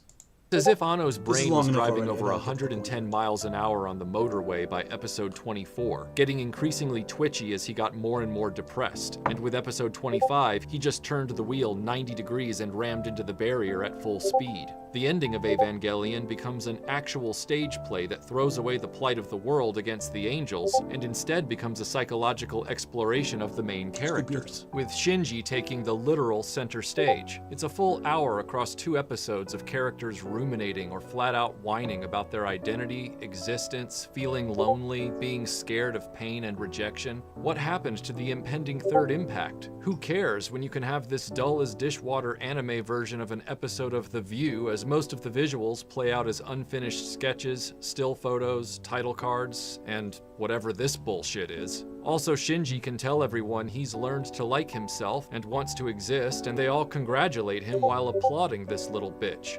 I really wish I was lying about that. Maybe I could change and like myself. Maybe it's really okay for me to be You here. wish you could after lie all. about the greatest I'm ending of only any who I anime am. ever. They'll I just stand am around and applaud. It's great. I want to be It's so myself. goofy. It's okay for me to be I mean, here it in is. this world. It was an emotional meaning too. It's so goofy. Congratulations. I use this meme so often. It's so great. Fuck off. Neon Genesis How can you hate Evangelion's that? Come ending on. is like watching a It's goofy as participation sin, but I trophy love become it. sentient and mobile with $5 to spend on the animation budget. And it needs to be acknowledged, pretty much this same thing happened during the production of his first major series, Gunbuster though was an OVA. where the last episode was in black and white, and the final battle was told in a series of stills. The reason? A combination once again of budget problems and Anno's inability to plan an ending in a timely manner to give the production time to finish it properly. And this would happen again after Evangelion with Kari Kano, which also ended up being static images, photography, and even puppets. Despite what Evangelion defenders claim, that this ending is exactly what Anno wanted, Anno would go on to redo these 2 episodes a year later to massively change the conclusion of the story. And then Now, I will say this. The original episode plan was very different. I have read the original pitch for Evangelion. It's available online. You can find it pretty easily. It's a basically like a rough outline of the whole series. It involved subaquatic cities rising to the surface. There was some ideas there that were never actually actualized. It was a lot of wild stuff. Vague elements that were... Some elements did make the translation. Again, the first half of the original pitch is close-ish to what we got in the show. But budgetary restrictions, budgetary expenditures, because again, Evangelion's a clearly expensive series. Possibly a little bit of Gainax smudging their numbers a little bit for, let's just say, a few of the members of Gainax have done some things that aren't exactly great, legally. There's a possibility some of it might have been embezzled. I'm not saying that, but it's a possibility. But yeah, Anno was given a small deck, but he felt sad. But what's important isn't that he planned this in the beginning. What's important is Anno felt satisfied with the ending he produced. He did not want to make End of Evangelion. In fact, his contempt for his audience is all over End of Evangelion. The opening scene is basically him saying, "Oh yeah, you wanted Shinji and Asuka to get together. I got you getting together right here." Yeah, Again, that's not how you became a guy from New Jersey apparently just now, but I digress. Anno was not happy making End of Evangelion, but he did make it. So you can't say End of Evangelion is proof that the episodes were not what he wanted to make. You just can't. You could. Actually, you could say that. You just did. But you can't make a convincing argument that that's the case. But again, as I've said 100 times already, I digress. Then wait another few years and redo the entire story again with the Rebuild films. If Anno felt like he got it right the first time, if his ending was as confidently arrived at as his fans like to claim, he wouldn't have spent his entire career remaking this story over and over. Obsessively remaking the same thing again and again is manic behavior. Show me all the blueprints. Show me all the blueprints. Show me all the blueprints. Show me all the blueprints. Show me all the blueprints. Show me all the blueprints. Show me all the blueprints. Anno is like the... You're acting like Anno only made Evangelion. Seriously. Kari Kano was made, I think, alongside Evangelion. He did live-action films between End of Evangelion and Rebuild. He remade Cutie Honey. Between it was a decade chunk of time between the third Rebuild film and the last Rebuild film, because he made a Godzilla movie in between there. The guy didn't just make Ava all the time. It was more that people wanted him to keep making Ava.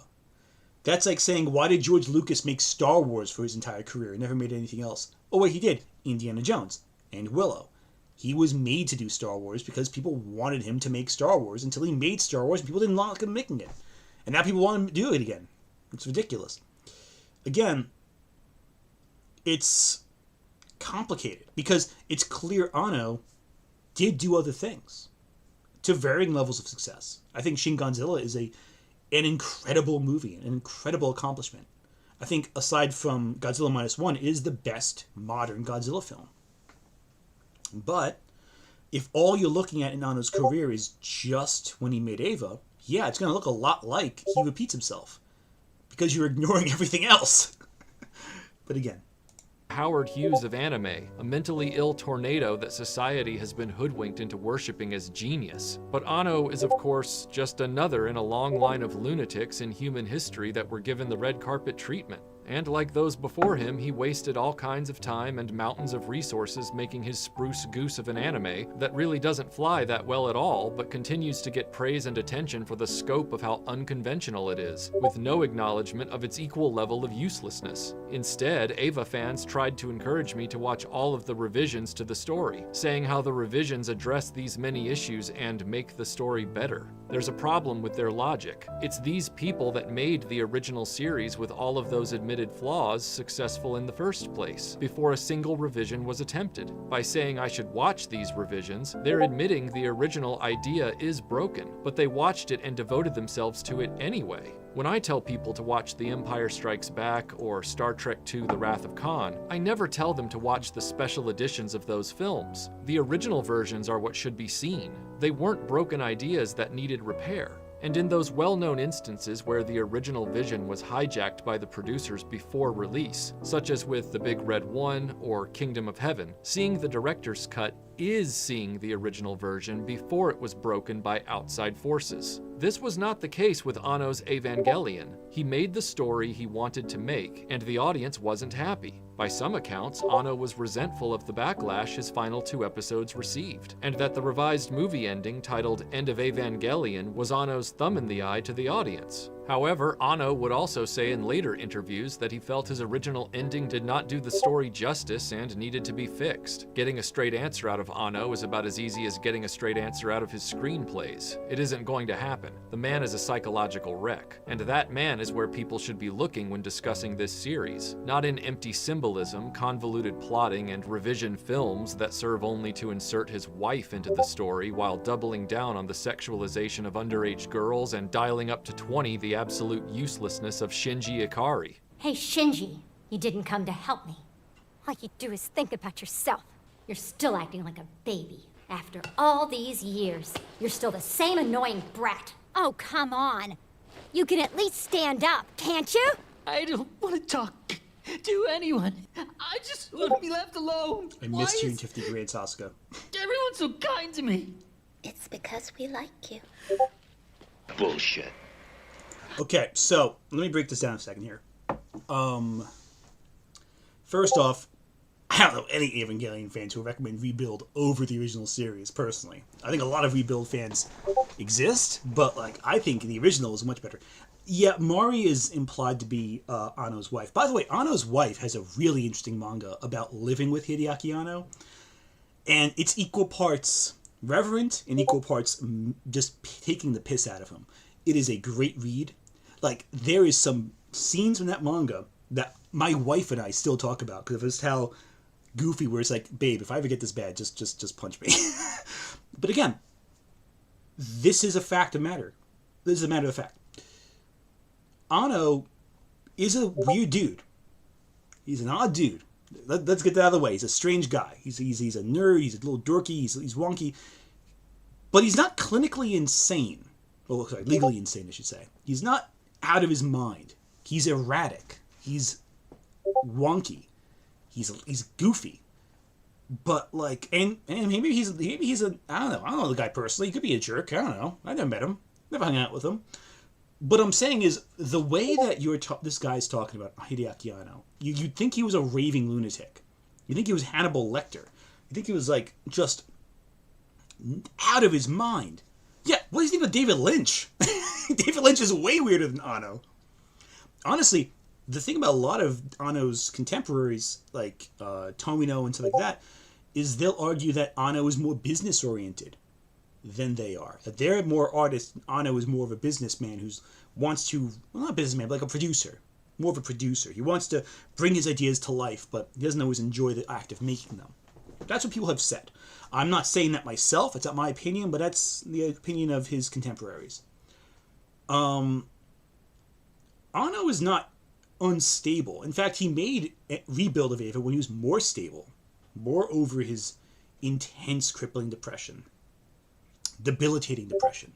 Also, depression is not schizophrenia. It's not paranoid delusions. It's a sense of worthlessness. Evangelion is his process of understanding depression, of his understanding of his own mental, emotional issues. By acting as though Anno is somehow raving mad because he wants to make a show about depression, that he wants to make a story about, hey, this made me miserable, I want to articulate it in art. There is something really, really strange about this review. And I don't just mean it as in like, oh, I disagree with it. Because I do disagree with it. And I'm hyperactive online because I think it's entertaining to watch. But this is profoundly uncomfortable to me to watch. Because it feels as though he is saying that if you're mentally unwell, if you have issues that you want to articulate in art, and you have control of that art, and it is an original thing you made it, you have created every component of the story, and you want to make a piece of art that reflects your own personal turmoil, you are morally wrong for doing so. I see a lot of people online where they'll argue in the face of, like, let's say LGBTQ representation. They'll say, hey, listen, we don't want you gaying up our Disney movie. Go make your own thing. Okay, Anno made his own thing. He made his own story. This is his own narrative, and people liked it. Now you're mad at him for making his own thing the way he wanted to? You're mad at the creator for taking creative control and telling the story they want to make? And then saying that, well, when he revised it because of popular demand, that wasn't Anno just bending the public opinion or the company which has ownership of the idea after he made it, telling him to make more of it. No, it's Anno going in cycles. No one wants this, just Anno wants it. Anno wants to do it. It's not the public in Japan turning Evangelion into a marketing behemoth. It's no. Anno wanted to tell the same story 15 times. That's what he wanted to do. It's not like there's 30 different manga out there right now for Evangelion. There's not like a weird high school one where they have guns and swords and fight spirits like it's Bleach. There's not multiple high school AUs for Evangelion, both in video games and in like manga form. No, it's Anno wanting to repeat himself. Ridiculous. I hate him with all my heart. Yeah. Once again, the fans race in to downplay the mental state of Hideaki Anno. Most of their descriptions end with, he suffered from depression, a dismissive verbal hand wave so they can get back to square pegging Evangelion's schizophrenic plot into the round hole labeled genius. But Anno's not schizophrenic, dude. He has depression. It's not like saying, oh, he has depression, it's no big deal. No, depression's a freaking serious thing, dude. People die from that. People suffer for decades of their life struggling with depression. Saying he has depression is not a hand wave. That is a statement of concern. No one just says, oh, he has depression, it's no big deal. No, that's like a serious thing. And Japan is famous for lacking mental health facilities to deal with it. People, when Eva fans say he has depression, they're not saying it dismissively. They're saying it with concern. Because the guy has depression. He does not have schizophrenia, dude. What are you on? Okay, whatever. Let's just hear him out. Anno is a wholly self-absorbed person, to the extent he suffers mental illness and has attempted suicide, while creating characters as unbelievably transparent as... Hang on a second. What did you say? Let me read that again. What the fuck did you just say? Her hospital gown. because labeled genius. But Anno is a wholly self-absorbed person, to the extent he suffers mental illness and has attempted suicide, while creating characters as unbelievable. I'm sorry. Did you just say he's a wholly selfish person for committing suicide? For attempting to commit suicide? Are you saying that he is selfish for being depressed?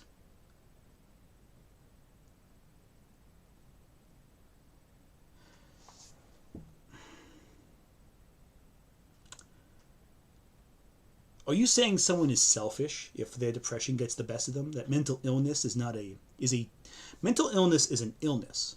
It is not a choice. People don't choose to be depressed. They do not choose to be miserable. They are compulsed by the brain chemistry in their head to do so. Are you saying in your video that your conclusion to all of this, your big idea that you're trying to build up to, that you spent 40 minutes dodging around, is that because Anno is depressed, and this is a sign of selfishness, you say, that his wanting to end his life is somehow a sign of weakness? Just want to make sure I'm on the same page there. Are we sure who has the problem here?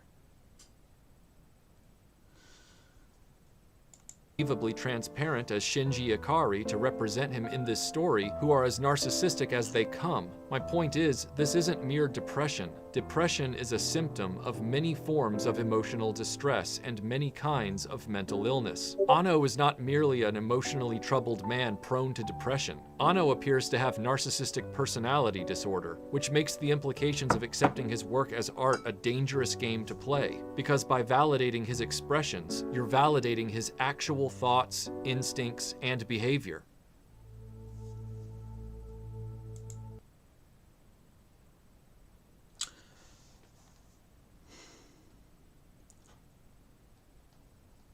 First off, you're going to talk about narcissistic personality disorder and not mention Asuka?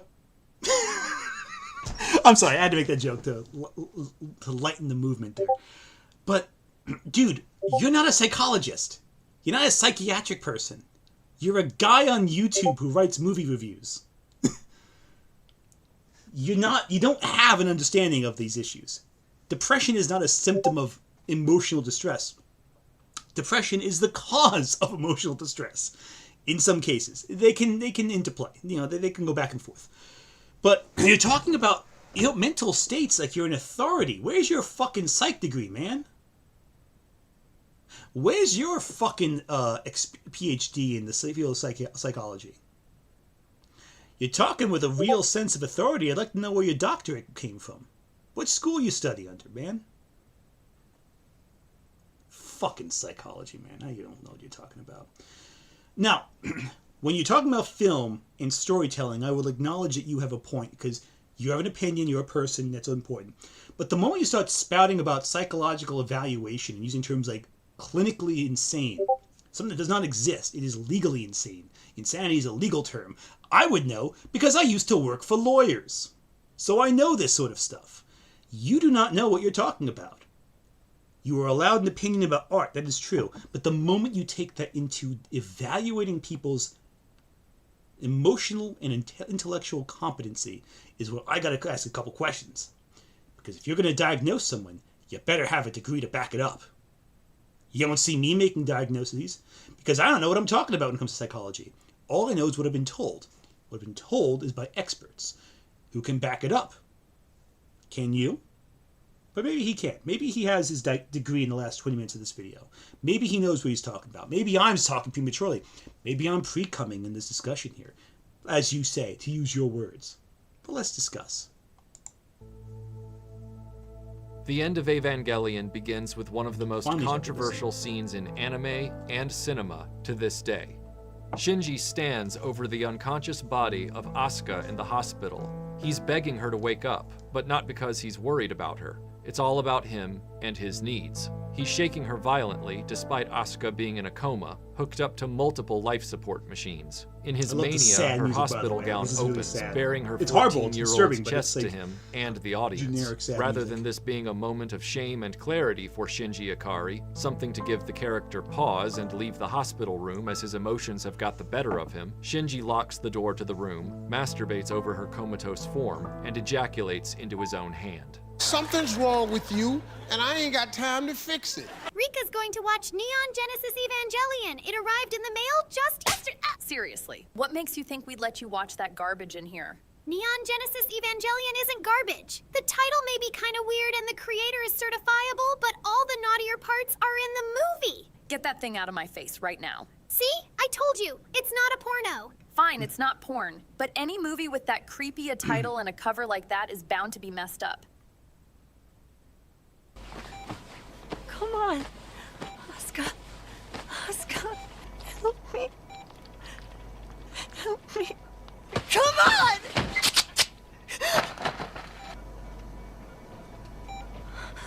It's a disturbing scene. I'm not gonna lie with that. It's a very upsetting scene. I do find it funny how there's a Pokemon ship named after it, but I digress. You want to watch fans of Evangelion squirm? Bring this scene up. There's really no way around it, and yet you'll watch them do this tap dance trying to figure out how to explain this away like it's an aberration, it's a thing that Hideaki Anno just didn't quite express correctly. No, it was a he expressed it miscalculation perfectly. that doesn't really represent Evangelion or its creator. No, it perfectly represents the point of the series. What are you talking about? This scene is exactly what the show's building to. The show is building to, hey, you're a terrible person, and when all the chips are down, this is what you'll do. It is directly telling, Anno is directly telling his audience, this is what I think of you at your worst. Directly, potently, unflinchingly, disturbingly. It is an unpleasant scene. It is awful. It is disgusting. And that is the point of it. It is supposed to make you upset. It is supposed to hurt you. Why is this film critic claiming that film that makes you feel uncomfortable and upset is bad? It is awful. The characters acknowledge it as awful. It's not Anno failing to express it. He expressed it perfectly. This is a character who's emotionally broken, selfishly asking for help. And when he gets something that he selfishly likes, he acts selfishly. He is ashamed of it afterwards, but he still did it. Because he is a selfish person who only wants what he wants for himself. And that is awful, and that's what Anno thinks you will do. That is the point of that scene, essentially. It is horrible. And the characters acknowledge it as horrible. Shinji says he did something terrible to Asuka. During the pre-instrumentality scene, Asuka reacts to it like she's been assaulted, which she kind of has in the pre-instrumentality scene, if you interpret that scene as Asuka's actual soul responding and not just Shinji's projection of Asuka. It is either Shinji hating himself for what he did, or Asuka directly feeling like she's been assaulted by him. Directly in the plot. It's one of those interpretations. Both indicate that Anno was very aware that this scene was awful. It was no accident.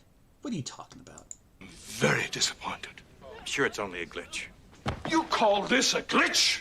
Now, keep in mind, Anno threw away the rest of the story at the expense of hyper-focusing on this sniveling hero named Shinji in 2 episodes that broke the momentum of the series and forced the creation of this End of Evangelion film. And Anno begins this redo by making Shinji even more repugnant than before. Yes, that's the point. Anno has a serious problem with the sexualization and fetishization of underage girls. I wonder if my breasts would get bigger if I warmed them up. You think thermal expansion would make a difference? How would I know? As well as fantasies of underage kids having sexual relationships with adults. The imagery... Okay, so you notice how Asuka always acts like an adult, quote-unquote an adult, which he perceives to be an adult. All the adults around her do not indulge her. They're like, get away. Go. Stop this. This is ridiculous. That's the point of her character. Also, there is something to be said for, and I'm actually making a video about fan service right now, and I do go into this in this video. Evangelion deliberately uses voyeurism to make you uncomfortable. It shows, it teases fan service the whole time. You're saying, oh, we'll have fan service next episode. Oh, thermal expansion, whatever. But increasingly, you are you are forced to watch characters at the most uncomfortable, unpleasant moments. What starts as, teases a fan service, become watching Misato in her room in disarray, like with the clothes spread out, being like a miserable person. You see people having intimate moments, but it's like, uncomfortable. It's like you see a reflection and that's it.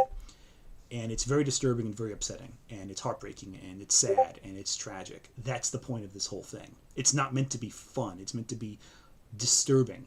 It's meant to make you uncomfortable. And if you didn't pick up on that somehow, I don't know how you didn't, because it's meant to disturb you. It's not meant to make you happy. It is meant to make you as uncomfortable as possible, as if you just walked in on someone like in the worst day of their life, and now you can't leave. That is the point of these scenes. They are not meant to excite you. They are meant to upset you. And they succeed because they are deeply upsetting scenes. Used in the original Evangelion was overt in terms of viewing underage characters in sexual terms. End of Okay. Hang on a second there. How did you not show that clip and realize that her wrists were slit? That's a sexual scene to you? A person who's emaciated and bleeding? I digress. Evangelion digs its heels in on this point, and pardon the unintended pun, climaxes with Gendo effectively groping and molesting a naked Rei. That's the point. It's disturbing. It's meant to make you uncomfortable. This kind of material only gets worse with the Rebuild films, where Asuka spends much of the runtime in only her underwear with an open shirt, leaving almost nothing to the imagination, while the new... Rebuild has a problem with that. And I'm not going to argue that point. That's another issue I have with Rebuild. The deliberate voyeurism of the original to make you uncomfortable is turned into just fetishization. That is, I will not argue that point. That's another issue I have with Rebuild and with Ava's general marketing since the original. New insert character, serving as a rather obvious substitute for Anno's wife, gets a lot of jiggle time as well. I'm Mari, Makanami Illustrious. Nice to meet you again. Mari's a weird Mari, much like Anno's real-world wife, comes parachuting in out of nowhere into Shinji's life. Now, before you start weeb screaming at me that underage nudity and sexual objectification of characters is commonplace in anime, and then start vomiting a bunch of bullshit about the cultural divide between Asia and the Western world, sit down, put your seatbelt on, and just listen for a damn second. Because this video is about to get bumpy. All of us of a certain age grew up aware of teen sex comedies like Porky's. Actually, before you say that, I will say one thing. And not about the sexualization, but about Anno's wife. Why is he so particular about making fun of Anno's wife? Like, that's really weird, right? Like, he keeps mentioning Anno's wife like as a detractor. Anno's wife is an acclaimed manga creator. She's made manga. Like, she made a manga about her own married life. She's a giant figure in the manga industry.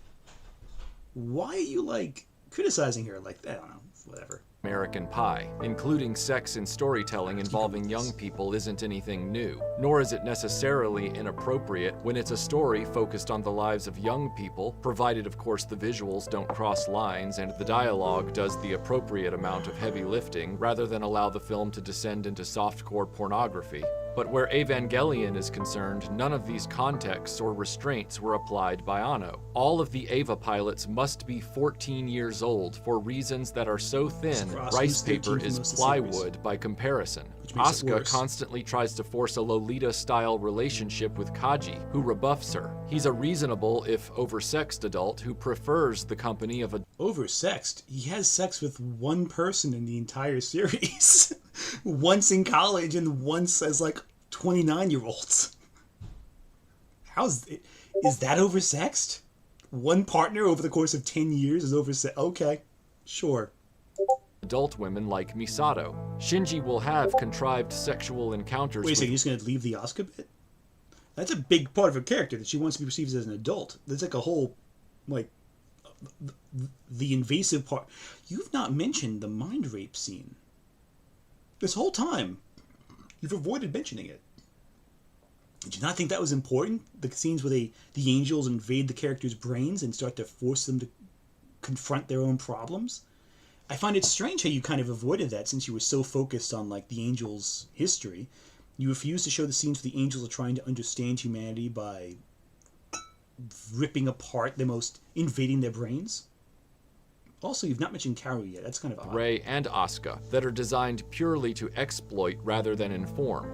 Gendo, as we've previously established. I'm sorry, do you think the scene with two kids like say, let's kiss because we're bored, and then one kid pinches the other one's nose until they can't breathe is exploitative and not informative of their character arcs? Especially, again, in the mind rape scene where we find that Asuka actually cried because she didn't realize that, because she didn't kiss her back. That's a key point of her character arc, but again, what do I know? I've only seen the series a few times. Established has a major creep factor going on with Rei, as she is partly the DNA of his dead wife. Misato will unsuccessfully attempt to seduce Shinji, and by the end of Evangelion, she will openly offer him sex upon his return from the final battle in some of the most unsettling dialogue I've ever heard. Why are you not mentioning the fact that she was bleeding to death in this scene? I think that's kind of an important factor, but again, what do I know? Misato dying minutes after this offer doesn't excuse the execution of this character choice in the script. And I can hear you weeaboos right now holding your breath ready to belt out that what's not comfortable for Western audiences is viewed as perfectly normal by Asian viewers and I'm not going to say that. I'll never fucking say that. Look, I'm from America. What I see is what I see, you know? I'm going to read it through my lens because I only have my own lens. I can say, oh, if I move myself and I see it from this perspective, but I can't do that because I live in another country. My worldview will affect the art I see no matter what I do, even if it's in opposition of moral. Here's the thing. People who say, oh, move your cultural consciousness, just watch from their perspective. You're doing that because you have the moral perspective of your country's obligations. Opposition to that is still a response to those values instilled in you. You will never actually be able to completely remove your cultural biases from interpreting art from another country, no matter what you do. So you might as well just watch it honestly with yourself. Does it bother you? Does it upset you? Well, that's on you. That's how I see it. You can see it from another culture's perspective, yes, but at the end of the day, your interpretation of art will always be impacted by where you grew up, no matter how hard you try to unlearn it. Shouldn't be judged through gaijin eyes. Answer me this. Who is credited with normalizing underage fan service in anime? For those of you unfamiliar, the term fan service is the dog whistle. Go Nagai, actually. Go Nagai would be the one. He really pushed it back in the 70s. I'm actually working on a video about it right now. Go Nagai is a big factor. Though, of course, he's going to say Lolita the novel, because lollies and all that, that's what he's going to go with. Created to label creepy sexual visuals in anime like upskirt shots, boob jiggle, outright nudity, pin-up interstitials, etc. Those panties. Fans of this kind of anime, of which Evangelion certainly qualifies, are known as... I would disagree. I don't think Evangelion qualifies as that. It never... Rebuild, yes. The original series, not so much, because it does use fan service as a ploy to make you uncomfortable at a certain point. As otaku in Japanese society. You can even see side by side the shots where Shinji is quote-unquote being seduced by Misato versus the panty shots and all the other anime that he's showing. Visually, you can see the difference. And yes, in response to that comment, I'm seeing Lolita is in opposition to that. The book Lolita, the point is that Humphrey, is that the character's name? Or Humpert, whatever the guy's name is. He has two first names. He's an awful person. You're meant to be revolted by him in Lolita. But again, let's see what he has to say. I'm sure I'm not going to agree with it. Society, antisocial types who aren't able to function around other people, and are just a few bad moments away from becoming full-on hikikomori, total agoraphobic recluses. Legendary anime director Hayao Miyazaki himself said otaku culture has damaged the anime medium. as so many otaku are now running anime productions while having no first-hand knowledge of how actual humans move, look, act, and interact with one another. This has created... He has also praised Anno for being one of the best people he's worked under. Anno worked on Miyazaki on the film that resulted in Studio Ghibli's foundation. Anno worked with Miyazaki on Nausicaa of the Valley of the Wind. There are videos of Anno and Miyazaki hanging out, and Anno teasing Miyazaki, and Miyazaki being totally fine with it. When Miyazaki is saying that about anime, he's talking to people like Makoto Shinkai. He's talking about people who make the more generics. No, maybe not Makoto Shinkai. That might be a step too far. I might be over-exaggerating there. I might be overstepping the bounds. He's talking about people like the isekai animators who make, not animators, but the animation directors, who make the generic stuff that's based on fantasy rather than reality. He's talking about the moe blob craze from the mid-2000s. He's not talking about Anno because he respects Anno. It's weird to cite Miyazaki against someone who Miyazaki personally helped foster the career of. But I digress.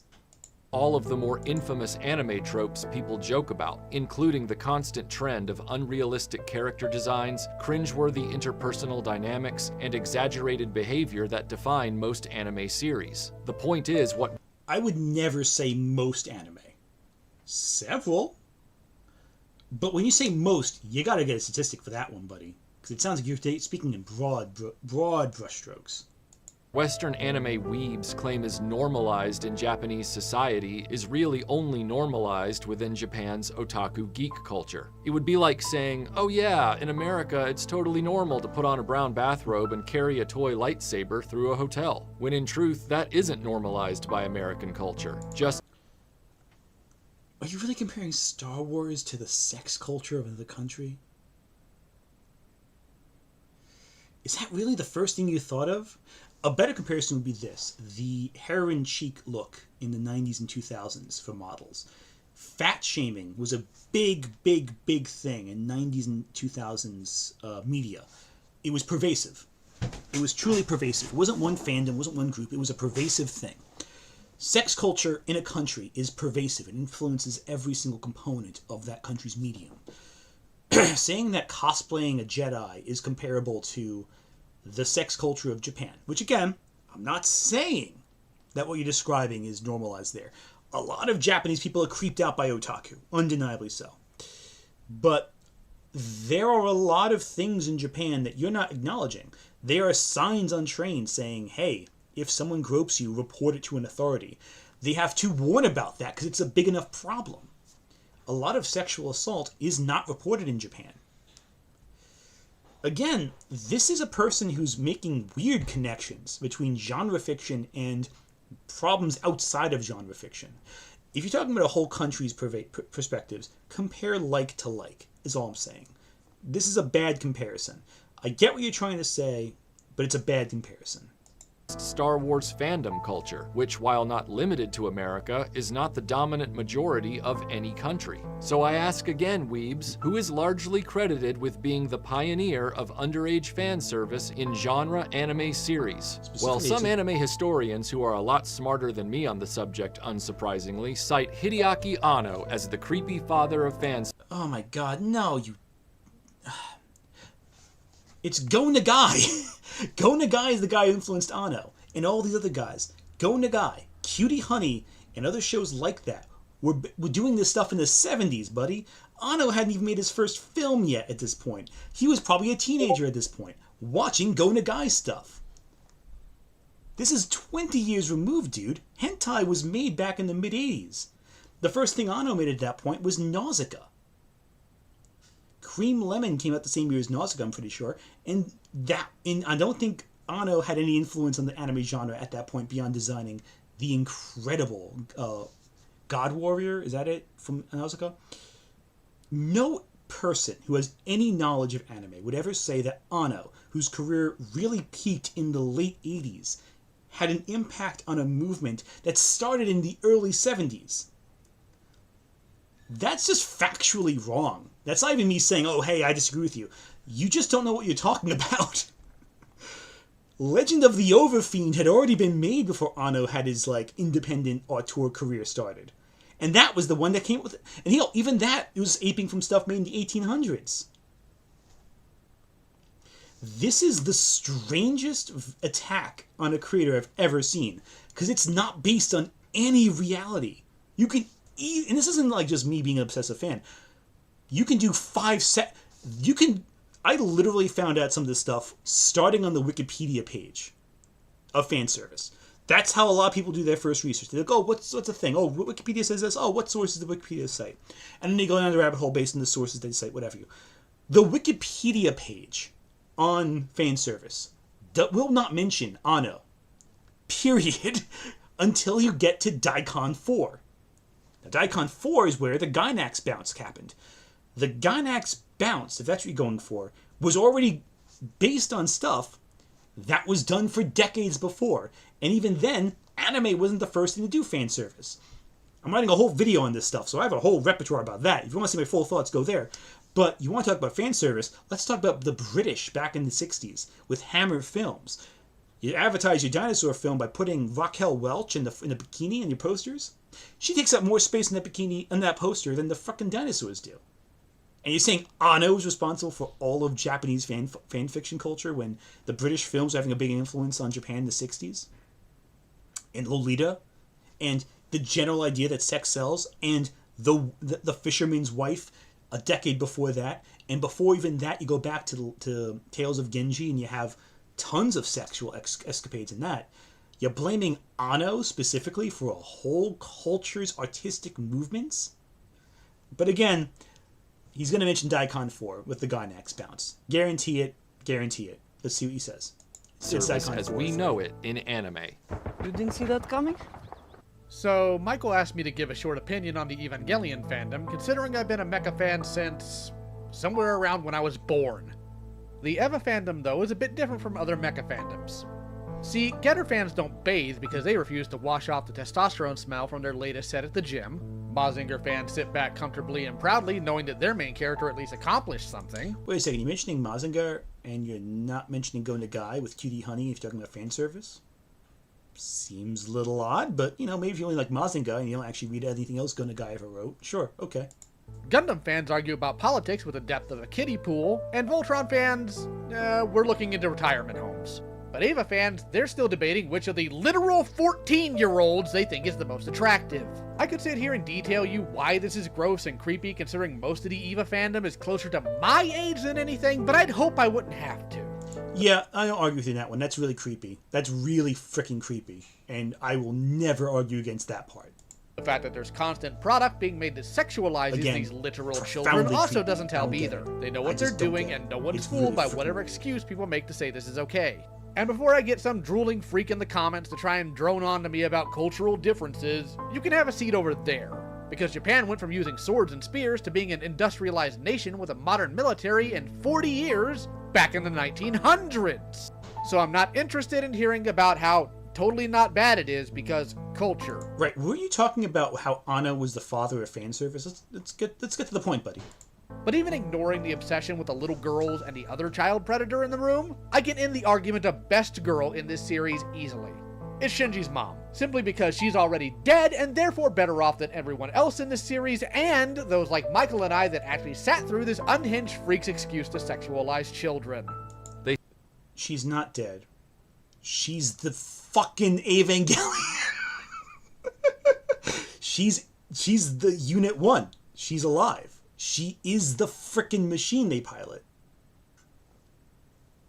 It's a key plot point in the show.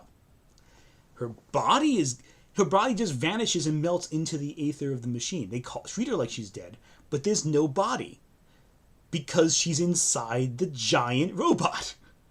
Everyone knows this. Okay, I digress. That might be a schematics thing. Maybe they realize that. Who knows? But again, the point of this whole exchange was to say how Anno was the father of fan service. Let's see what he has to say. They say it all began with Gunbuster, and having watched the series, I can't discount their theory. It's not even the first Gainax series to have fan service. That's Daikon. Oh no, Daikon 3 is a short. Daikon 4 is a short. Daikon 3 and 4 is way sooner than that, and Gunbuster was 88. You already had Legend of the Overfiend out, and Dream Hunter Rem, and Cream Lemon by that point. And of course, the progenitor, Cutie Honey. Once again, which Anno also did an adaptation of. Show about underage females having to pilot mecha to defend the Earth. In this iteration, not even having to wear pressure suits. Instead, jumping into their interstellar robots in their school workout onesies. Speaking of Interstellar, I will say Gunbuster is a better example of time dilation than Interstellar, by a mile. One reason I can't stand Interstellar, I'd already seen Gunbuster. Just saying. There's physics-defying jiggle, nudity, and underage girls in relationships with abusive male adults, all in a one-stop shop of Hideaki Anno creep show. And then a few years later, That's what you gotta say about Gunbuster? That it's a creepy show? That's your whole summation of it. The time dilation, the giant robots. Also, you're not mentioning Daikon 2, 3, or 4. That's like those are the things that caused Gainax to have the reputation of jiggle physics that it had for decades. Daikon 3 and 4. The animated shorts at the Daikon convention. I'm pretty sure that was what it was. It's a great short. It has Star Wars in it. Has some lightsabers. You'll appreciate it. You'll like it. Maybe. Evangelion solidified the anime tropes of underage waifu girls and fan service with a heavy helping of pedo overtones for good measure. Thanks, again, he has Mr. not presented Anno. evidence that I know Anno you've been jerking off to me. Come on, do it right now. I want to watch you do it. But unfortunately, we've now got to get back to Wait, why'd you cut off half of her line, buddy? Because the other half of it is that if she doesn't get all of him, she doesn't want any of him. Because she's repulsed by him. And it's her making fun of him and mocking him because it's her defense mechanism to because the next shot we see of her, she's miserable at a table, like hiding her face in disgust after the whole, that whole sequence. And again, it's meant to show she is repulsed by him. Like, she delivers the most violent verbal thrashing of this brat in that sequence. And it is well deserved and incredible. It is one of the best parts of that whole pre-instrumentality scene. And he begs for love, begs for like someone to just acknowledge him in a way that he wants. And she just says to his face with the coldest look in her eye, no. And that is the whole summation of the entire story. The idea that, hey, you may want all this, but if you treat others badly, you will get exactly what you sent out in return. It is a powerful, upsetting moment, and I find it strange how you keep cutting around those culminative moments to present your thesis. Because you have to ignore chunks of what happens to make your argument successful. But again, this is just me going off the cuff. I don't have any notes for this. I'm just pulling everything out of my butt, for all I know. Shinji Ikari, who has spent the culmination of Evangelion's story quitting, verbally abusing people, telling us how much he can't do, begging everyone to praise him, despite just admitting he can't do anything, so what should we praise? Is Gunbuster a Starship Trooper? I just saw you comment there. Is it like a Starship Trooper-like story? I'd say so, because humanity is ultimately the disease that the aliens are trying to expunge from society. They call the aliens a direct immune response to humanity's contamination. But I'd say even that's missing the point, in my opinion, because I think the big point is how war makes you a stranger in your world. You can't come back from it. The time dilation thing just extrapolates the idea that you are a stranger to those you knew when you come back from war. Because it's distorted your worldview so much. You are no longer in sync with everyone else.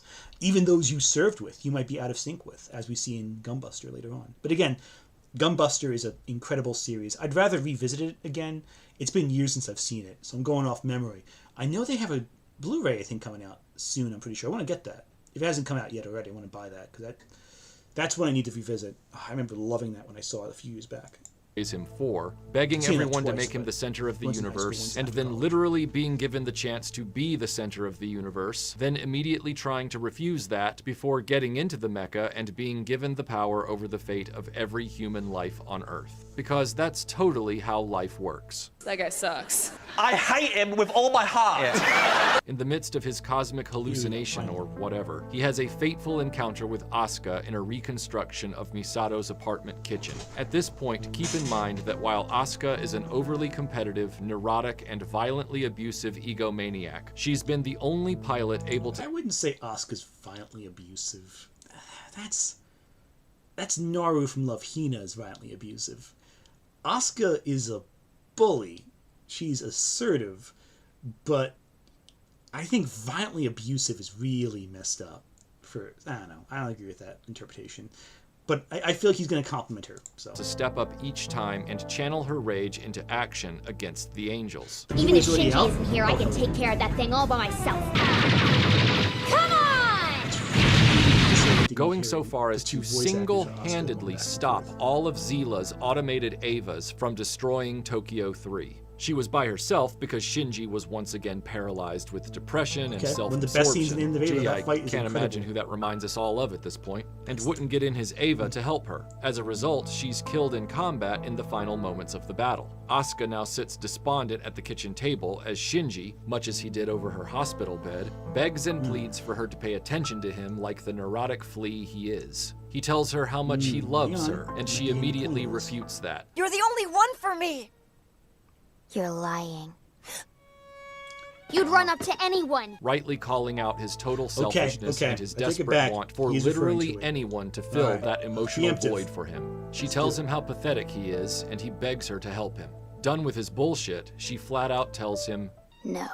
And in that moment, Shinji proves everything Asuka was the only person smart enough to see about Shinji. He goes from pleading claims of love and friendship to sadistic rage on a dime. His hands around Asuka's throat, choking her to death. All because she wouldn't make him the center of her attention. After this, of course, he chooses to destroy us all so he won't feel lonely anymore. But after he destroys all of humanity and the entire planet, the little bastard changes his mind. Why? Because suddenly, with all human souls occupying the same entity, there is no privacy anymore. There are no secrets you can keep from others. Okay, that scene with Shinji happens before the Asuka attack, though. So I'm just pointing it out there. Soul has been laid bare. So he reverses his decision and he rejects the form he chose for all of humanity that the rest of us didn't have a vote on. And his mother's spirit tells him that any human soul can return to its corporeal form if it has the will to do so. Unfortunately, the other few trillion people on Earth aren't given that memo. So other few trillion? How many people do you think are on Earth, buddy? It's like 9 billion at most. And this is also after half the world population has been eradicated. So we're looking more at, what was the population in 2000s? Is that 6 billion? So like 3 billion people at most? Before all the wars that started? You're looking at a billion tops. Shinji wakes up on a beach against a sea of red liquid and a completely wrecked and lifeless planet LCL, Earth by himself. Or so he thinks at first. Lying next to him is Asuka, now with an eye patch because apparently you can return to your human body, but they can't fix that eye you just lost for some dumb reason, even though your whole body was basically disemboweled. Damn it, sorry. I promised myself I wouldn't get into the logic problems with this story. Jurors, you will disregard that part of my testimony. Anyway, Asuka is lying next to him, very likely because her will is so strong as a character, she auto-regenerated the moment she had the option. Well, it's because she was able to recover and find value in her life. She had the arc that everyone wanted Shinji to have, where she fell into the deepest of, probably a worse depression than Shinji, I would argue, by a lot, and was able to find self-actualization through the realization that her fundamental beliefs in life were wrong, and wrong in a way that was positive. You know, that she believed she was not worthy of love and that no one loved her, but then she finds out she is loved. That's a beautiful element of the plot, I think, that he's glossing over to make Asuka just sound like a badass. But really, it's a really beautiful story of vulnerability. But again, this is from someone who has watched the show multiple times and deeply appreciates the characters in it. So, I digress. Who knows? And Shinji, looking at her, eye patch and all, having just screamed bloody murder to the heavens when he saw her dead on the battlefield, having just determined he wanted to be an individual and experience pain as well as joy, having just ostensibly had the biggest single epiphany a human could have, turns over... No, you're wrong already. this is not just after that. We see in the scene that Shinji has put up posts around the beach. There is a scene where you see Misato's cross nailed to a wooden post. That cross had... Now, when we last saw the cross, it was covered in blood, yes, but it was fairly clean. In this shot, it is tarnished. This implies that time has passed. A significant time has passed. Shinji has been alone on this beach for I don't know how long. The implication here is he's lost his mind. That he's genuinely... The isolation has gotten to him. And that he is so desperate that he is no longer attached to reality. That is the implication I've always gotten. But again, I digress. Some people argue this is a pregnancy thing. I think that's ridiculous, but what do I know? And starts trying to choke Asuka to death. At least a few weeks, again. Yeah. Let me get this straight. She strokes his cheek, he eases up on his second attempt to murder her, starts crying like Shinji always does, she calls him disgusting, and Evangelion is over, with a destroyed planet devoid of life but for a narcissistic psychopath and his victim. The weeaboos generally rejoice at this point and declare Evangelion a masterwork of story. No one really rejoices at this scene. It's a sad, disturbing, depressing end to the series. I remember when I first saw this ending, I actually didn't... I'll be honest, I was like a teenager when I first saw the end of Eva. Obviously I'd never seen anything like this. This was a first-time experience for me. I backed away from the computer, just kind of sat there, and because I legally, I downloaded it, This is back when the end of Eva was out of print. And I just kind of sat there. I didn't have a reaction. I just kind of stared at the screen, and I didn't know what to think. I had never seen it. I'd not seen David Lynch at this point. I had seen a couple of Cronenberg films. I'd never seen the extreme disturbing stuff I've seen now. So I just kind of sat there and was like, what is this? Like, I didn't know how to think of it. It was in my brain for the next day. I didn't know how to process it. But I think now, almost 2 decades later, that it was something profound. This is a profound ending. It's upsetting. It's heartbreaking. It's not good. It's not positive. But profound is not always positive. Ooh, actually, yeah. That's why there's a pregnancy theory, because they were using pregnancy pain. There you go. Storytelling brilliance tantamount to cosmic poetry. They consistently fail to realize that we have witnessed a story written by a narcissist about a narcissist analog of himself that destroys the planet and all human life because they wouldn't pay enough attention to him, only to reverse the decision for himself, which results in this lone narcissist inheriting a dead planet in a final act of immeasurable selfishness. Does this guy know what tragedies are? Does this guy know tragic storytelling? There's stories that have bad endings because the characters bring about the bad ending on their own. This is by design. This is a deliberate decision to make a story that is bleak, hopeless. This is not an ending you should be happy about. It's an ending you should be miserable about because it's supposed to be. Didn't try to use his power to bring back anyone else, and the one person who also managed to come back... Wait, you can't bring back anyone else. They have to bring themselves back. That's the point of the series. It's self-actualization, not someone else dragging them into existence. The other side of her own sheer will, he tries to murder immediately. Fans of Evangelion begin to discuss how much they relate to Shinji, how much they've felt alone and scared in their lives. I haven't seen a single one yet cop to admitting they want everyone else on the planet to die, though. And I get the sense it's because they aren't thinking that deeply about the implications of the actual story and its creator, Anno. As we said before, you're not supposed to want to be Shinji. They relate to him because they know that deep down, if the chips were down, they might be the same way. Might. Not will, but they might be the same way. That's the heartbreak of the series. It's supposed to be upsetting. You don't want to be Shinji, but you know in a place deep down, you might be him in that situation. And that's why they relate to him. It's not because they want to relate to him. It's because they are uncomfortable with the fact that they would relate to him.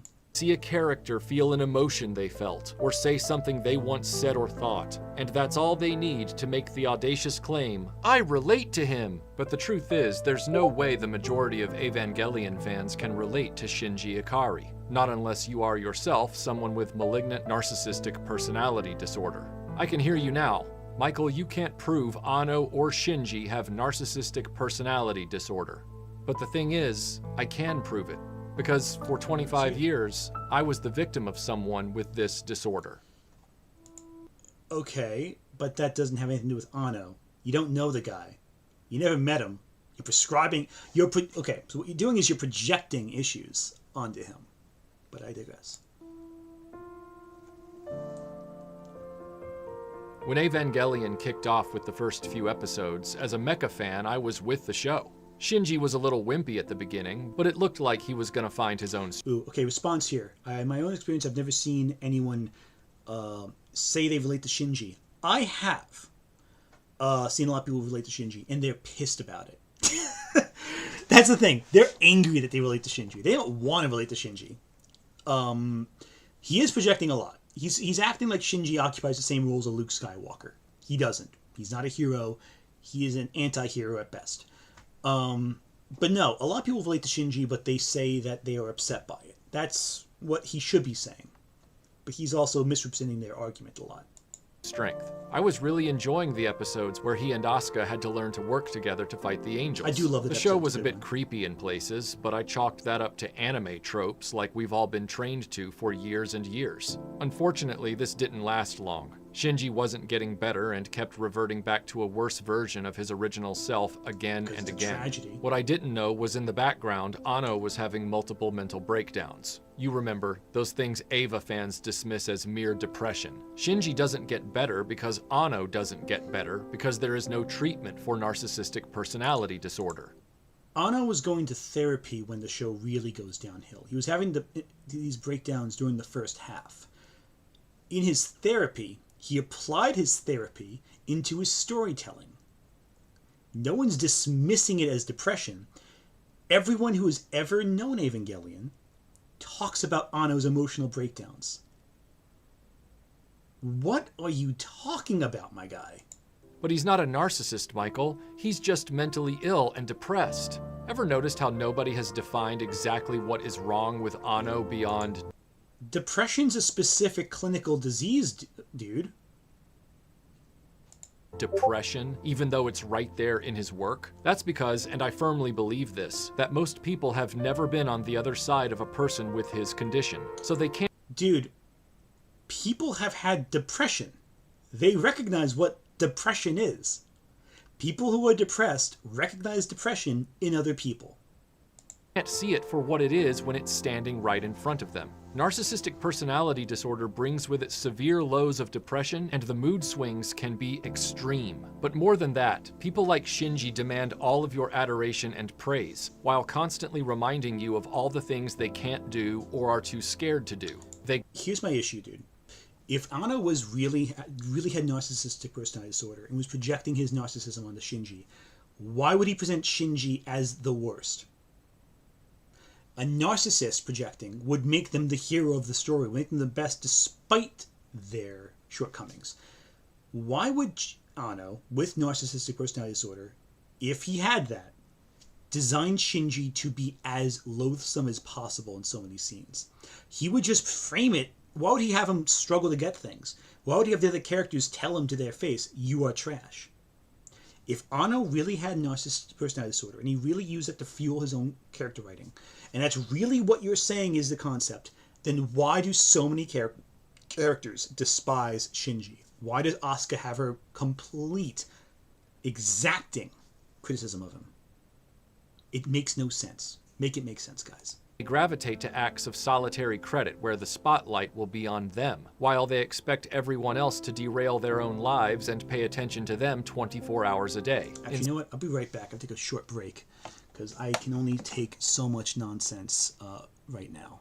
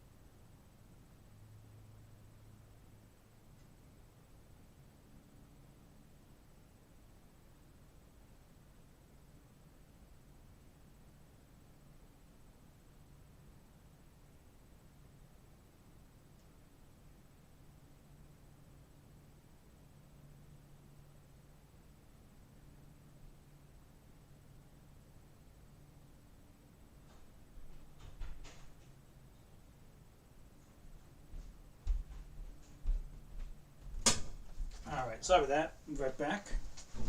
I had to, I just had like how many beverages? I had to go out somewhere. I'm not sure how any of you guys stream for that long and not use the bathroom the entire time. But I digress. Okay. Ooh, happy birthday, Sebastian. Okay, I'm back. Let's keep going with this. Let's hear his argument. Honestly, I had to use the bathroom at some point because I don't know how any human being can consume all the nonsense here and just not have to at some point. Okay, let's keep going. In some cases, such as the one I experienced, these people often self-sabotage these endeavors despite the hunger for attention because they ultimately want as much adoration for as little effort as possible. In the case I experienced, this friend would often say without a hint of irony that their aspiration in life was, quote, "I want to arrive." They wanted to show up and just be awesome in the eyes of everyone around them. But this heightened level of misplaced self-confidence would pendulum swing into depression and complete helplessness like clockwork, as they would give a million excuses why they couldn't do something and then demand everyone's total emotional support and attention, or else they'd frequently become enraged, always verbally abusive, sometimes choosing physical violence. Their want to control the decision... I'm not sure if that's narcissism, but it's something. It's definitely abusive behavior. But are you saying a person who wanted to be loved no matter what, who would just show up and not do any work, is equivalent to equivalent to a war-traumatized teenager or an anime director who spent over a decade working his way to the top, and then still going with a company that was already going to file for bankruptcy no matter what?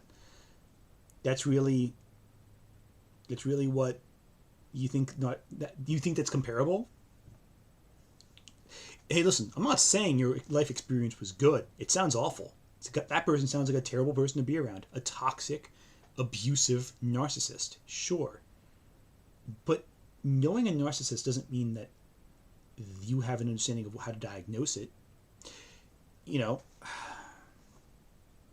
Decisions and emotions of others is absolute. This person in my life actively attempted to sabotage every relationship I had with girlfriends, even going so far as direct confrontation with threats in some cases, until it reached the point where I had to keep my dating life completely separate and a secret from them. Actively undermining my relationships with other friends who weren't even romantic interests was a daily headache that also took a toll on me. There were the physical fights, the many verbal screaming conflicts, the projectiles they hurled at me as they voiced their dissatisfaction with the level of personal attention they felt I hadn't been paying them, and the constant emotional abuse and manipulation. I once watched them almost surgically choose which one of their friends' ex-girlfriends to sleep with to destroy their entire social circle within hours. The sobbing and the breakdowns start as they claim to hate themselves for 10 minutes, while demanding your full support and attention for the next 10 hours. Then there was the day in 2002, when I came home to my apartment in Los Angeles after a very long day working.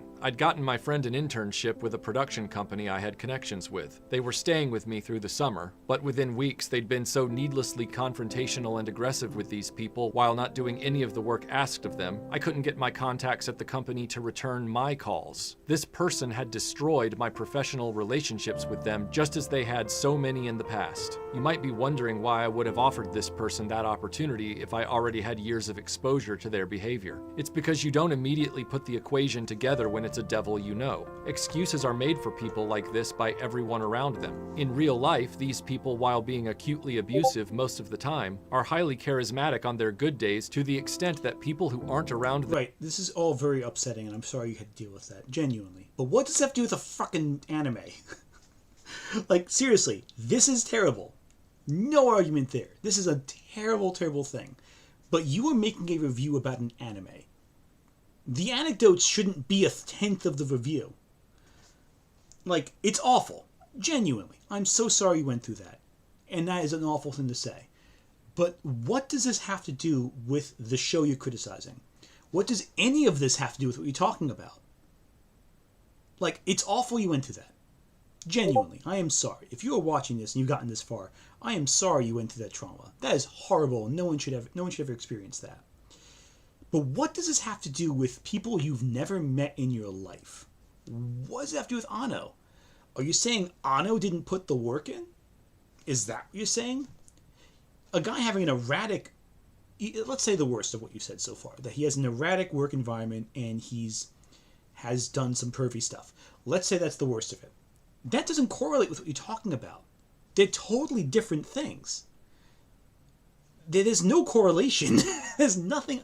I can't see a single connection between what you're describing and this, beyond the fact that Anno was aware of people like that and made a show outlining why that's a terrible thing to be. If anything, you should be happy Anno made this show, because it's showing, it's a case where he's exploiting, not exploiting, it's the wrong word, showcasing the damage people like that can cause on an external, larger scale.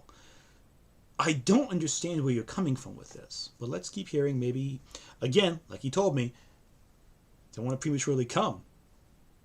That's a logical thing to tell someone when they say 10 minutes in, I don't like your video. But them regularly think they walk on water and are just amazing personalities. And just enough people coddle them for enough years that when you personally wake up and realize the prison you've been in with this person, everyone else thinks you're overreacting or being unfair. You're not going to die. Because I will protect you. So there I was in my apartment realizing they'd thrown the internship over their shoulder, destroyed most of my professional contacts in the process, and as I looked at the rollout bed in the floor of my small living room, I rapidly determined they were spending their time in my small studio apartment having sex with some girlfriend they'd picked up thanks to some obvious stains on the sheets. Sound familiar yet? Huh? I immediately confronted them about this, and in the argument that followed, they called themselves a genius and said I was stupid for working a job and taking orders from people. Well, you certainly have some balls, but that kind of bluster won't win any praise from us, Shinji Ikari. I'm not looking for any praise. I'm the only one who can pilot it, isn't that right? You're only proving that Anno understands how these people function and is showing why they're terrible. Bizarrely, you're actually giving praise to this series, even if you don't realize it. Because you're showing how Anno clearly understands how damaging these people are. And then in his show, presented a damaging, toxic system of relationships that make people worse. Which, again, is what we've all been saying. But I digress. They said I'd be better off starting a production company with them, which was insane given this person had no money to start such a venture and I barely had any myself. But that's how narcissists operate. They said they knew me better than I knew myself, and how I needed to focus my energy on working with them on screenplays. I told this person they were out to lunch and that I wanted them out of my apartment by the weekend since they'd squandered the internship. At that point, they started in with the threats of destroying my property and my apartment. I told them if they said another word, I would call the police. And that's when the airs of arrogant benevolence changed on a dime to psychotic rage, and suddenly hands were around my throat, white-knuckled, and they screamed, "I'll kill you." I was pushed to the floor on my back, and I told them to go ahead and do it, because it wouldn't change anything for them. That's when they spit in my face.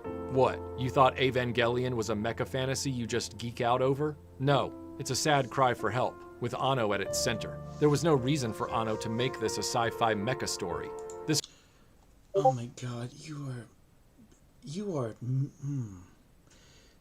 outright describe a show that a man makes that is compelling, that is showing psychologically realistic characters, dealing with their own neuroses in a realistic way. By your own admission, you're drawing a connection saying, hey, this show is just like this horrible experience I had, a traumatic experience. You can see parallels between your life and this.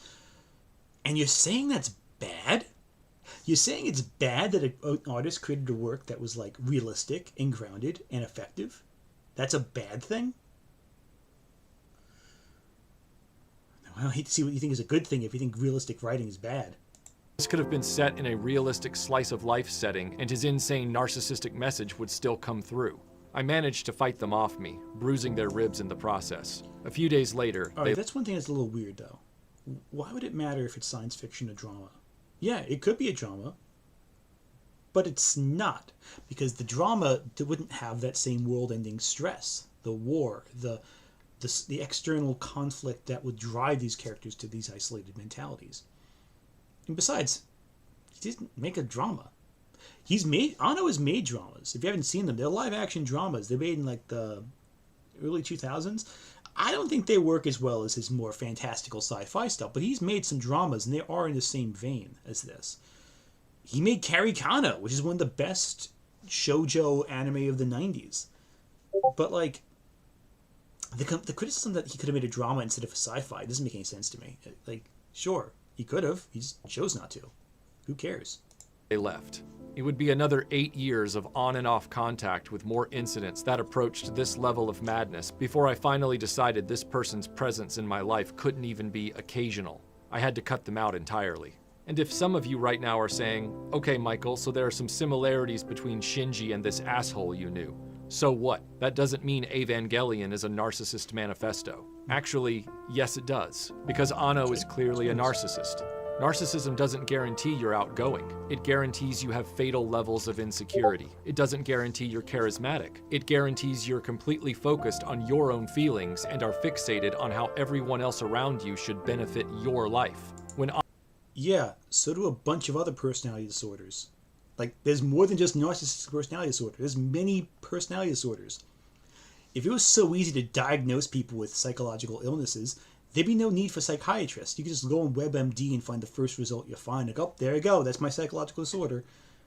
People are trained in this for decades of their life because it's not easy to tell what someone has based on just your first experience.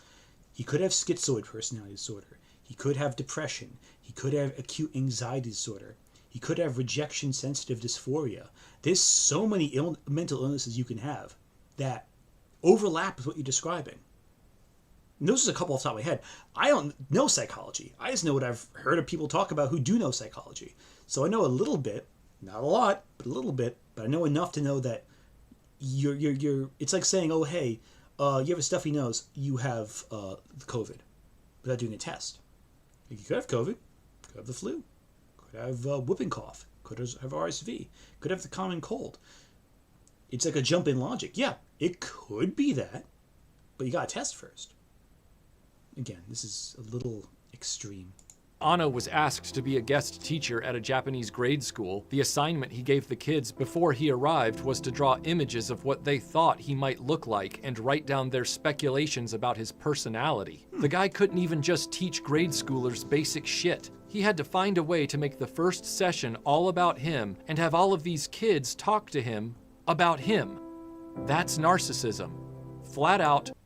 Well, what's the point of the lesson? Was it about first assumptions? Was it about trying to show how the reality was less impressive than the imagination? You tell a bunch of kids, oh, hey, you're going to meet an anime director. What do you think he's going to look like? And he comes up looking like Anno. You know, he's not the coolest guy. He is very acutely aware of his shortcomings. Again, if you read Anno's wife's manga, you'd know that. The guy literally decided to go on a diet because he wanted to cosplay as Ultraman. And then that was the whole objective of that one chapter in the manga. I remember that. It was very distinctly for some reason. And his wife's teasing him about the whole time, but it's like an affectionate kind of way. Like, he's a very idiosyncratic person. He is a very odd person. No argument there.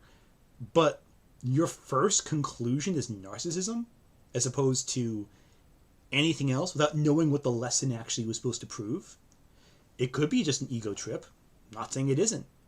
But I'm saying, based on what you're describing, without knowing what the point of the lesson was, just the assignment, you don't know what you're talking about. You just know a piece of it. Because you're basing massive assumptions off of really minor points. You're making gigantic claims.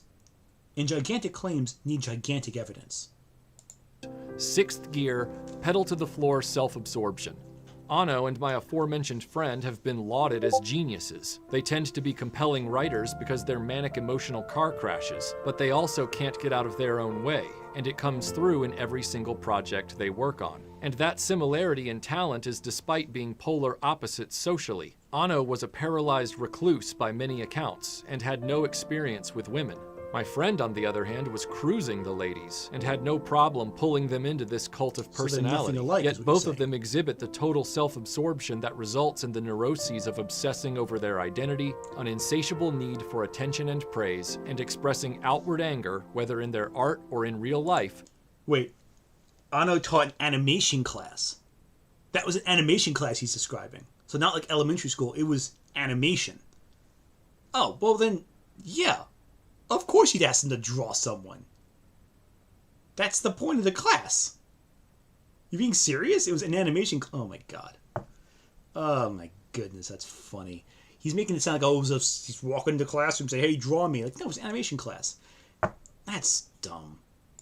In a very specific way when their unreasonable needs aren't met. My friend would tell us they were the glue that held our social circle together, when in reality they were the person causing the most damaging chaos. Challenge them on that, and they'd pivot from those inaccurate and cringy kumbaya feels to a willingness to burn down everyone and everything. We see that in Anno as well through Shinji, a character who desperately... Yeah, but here's the difference there. People have confronted Anno and made fun of him to his face, and he hasn't just burned down the world as a result. Shinji did at the very end of his rope. After being traumatized, after losing everything he loves, after having to kill the one person who showed him love at the time when he was at his lowest. The situations are not comparable. A narcissist throwing a temper tantrum because he was challenged once is not the same as a child who's been going through a year of emotional turmoil. This would be like watching the end of Full Metal Jacket and saying Vincent D'Onofrio's character was a narcissist for doing what he does at the halfway point of Full Metal Jacket. They say Full Metal Alchemist, but Full Metal Jacket. Full Metal. There's too many Full Metal stories. Full Metal Jacket, the Kubrick film. Halfway through, he's traumatized in boot camp, which is actually far less traumatizing than what Shinji goes through, and he snaps. Is that narcissism? The film doesn't frame it as that. Shinji Ikari going through cosmic horror experiences, his body disappearing, all of his friends, all of his support systems going out one by one, being abused by his father for all of his life, having to murder the... You have not mentioned Kaoru this entire video. I find that very strange, because he's a major character in the end. He's a major factor into why Shinji is like the way he is in Evangelion, but again, what do I know? Who wants praise and attention, is afraid of everything including loneliness, but is willing to kill everyone on Earth as he feels they deserve it because he's lonely and the world hasn't done enough to make him feel better. Who expresses these kinds of batshit crazy sentiments in a story wholly unironically with a straight face? Someone with narcissistic personality disorder. To them, this entire motivation makes total sense, even as they have additional mental breakdowns throughout the production process, which derails the story further and shackles the fate of the series to the manic emotional shifts of the creator. And that's my whole point about Neon Genesis Evangelion and its many remakes and revisions. It isn't a story infused with universal truths about our collective humanity. Evangelion is the cinematic ravings of a mentally ill narcissist whose brain is so noisy and nonsensical. The result is a series that makes H.P. Lovecraft feel like a Harry Potter novel. And that's not a compliment. Insanity, pedophilia, genocide, sadism, misogyny, supremacy. If you've been one of the many people who has called Hideaki Anno a genius, you need to take stock of your values. To hold up and validate lunacy as truth is a dangerous game our society has played in all corners of humanity for too long, and nowhere is it more commonplace than the art world. The creator of Evangelion has stated publicly his constant battles with mental illness. That means neither he nor his thoughts about the world are coming from a place of rational perspective. If his fans and Eva admirers spoke about this series as the greatest jackass stunt in anime, that would at least indicate they also understand it shouldn't be taken literally. But they don't. They call it art. In doing so, fans continue the long and troubling tradition of giving insanity life, giving it agency, and ultimately giving it power while calling it the greatest anime of all time. I wonder, would you feel differently if the hands had ever been around your throat? No, because they have been around my throat before. Disgusting. My guy, people have experienced trauma in their lives. You're not unique in that, to be bluntly put. And Evangelion points the same thing out. The characters are not unique for their trauma. They all have different trauma that negatively impacts them in different ways, and they all respond to it differently. This has to be one of the most ego-driven things I've seen in a very long time, ironically, considering it's about ego. This video's big claim is to say Evangelion is morally reprehensible. That's the big claim at the end of the day. I'm not going to dignify it by saying specifically narcissism, which is a whole specific personality disorder. There are tons of personality disorders out there, and they all have very distinct diagnoses. You have to be properly diagnosed. It takes months of close observation to determine it, without a doubt, that you have a personality disorder. This individual claims... I'm going to make a quick summation because I know it's been a long video. This has been longer than I expected, 3.5 hours. I always made fun of those guys who had like 5-hour videos about something. I'll make this short because I gotta get some sleep and my throat is like dead. If you claim that someone has a neurosis, has an issue, a personality disorder, you better prove it. Just saying it, that's irrelevant. Anyone can say someone has a personality disorder.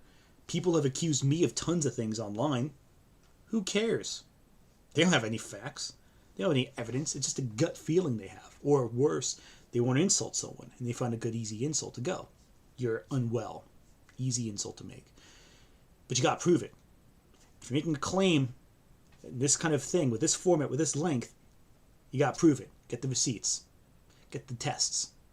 But you don't have those tests, do you? You're going off gut instinct. You're going off feeling. Okay.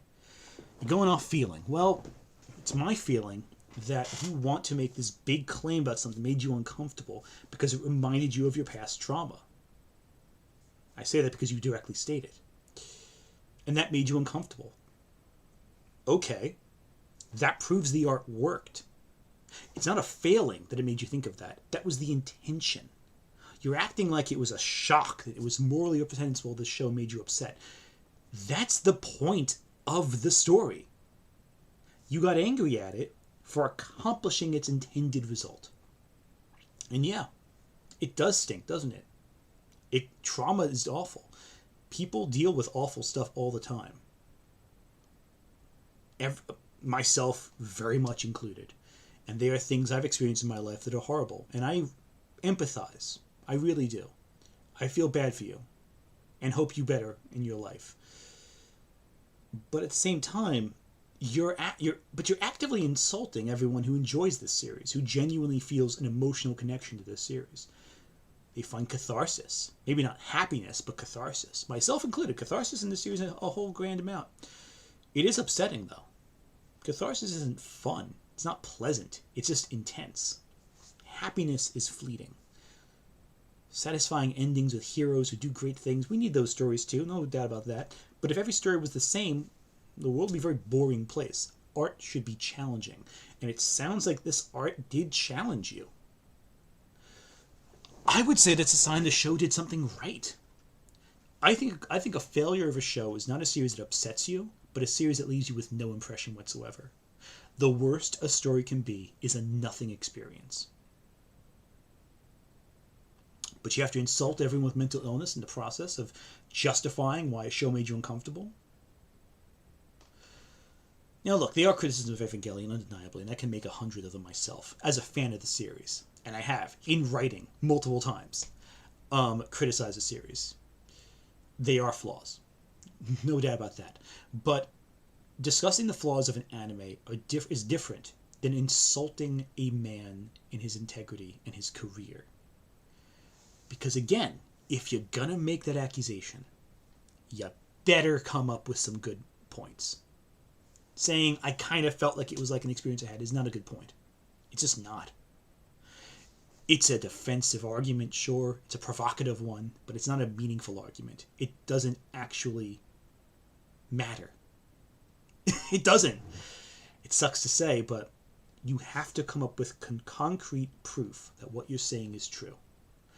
And I'm sure if you're watching this, if you are, I don't think you are, because I feel like you're the kind of person who dismisses anyone who ever criticizes their perspectives. You know, if you're watching this and you're open-minded to criticism, then yeah, evaluate the threads of your argument. Take a look at it. Say, okay, did any of this logically connect to my final thesis, that this man's a narcissist? You acknowledge saying, most of your defenses are like, yeah, you're going to say, oh, he's not a narcissist, but I disagree because he's a narcissist. And I know he's a narcissist because I've seen narcissism. Okay. Well, I've seen zebras Doesn't mean I can tell you with a definitive fact that a horse is a zebra because they have hooves. That's the logic of this argument. It doesn't connect. It's not that connective tissue you need to fully cement your argument clearly. And it's disappointing because you start off with some decent points here and there, but the moment you bring in Anno as like this boogeyman, that's when you really lose me. As from an argument perspective. And from a moral perspective, you make me angry. Because quite frankly, if you're going to insult someone, you need evidence to prove that what you're saying is correct. It ironically, in arguing that he's narcissistic, you sound narcissistic in a weird way.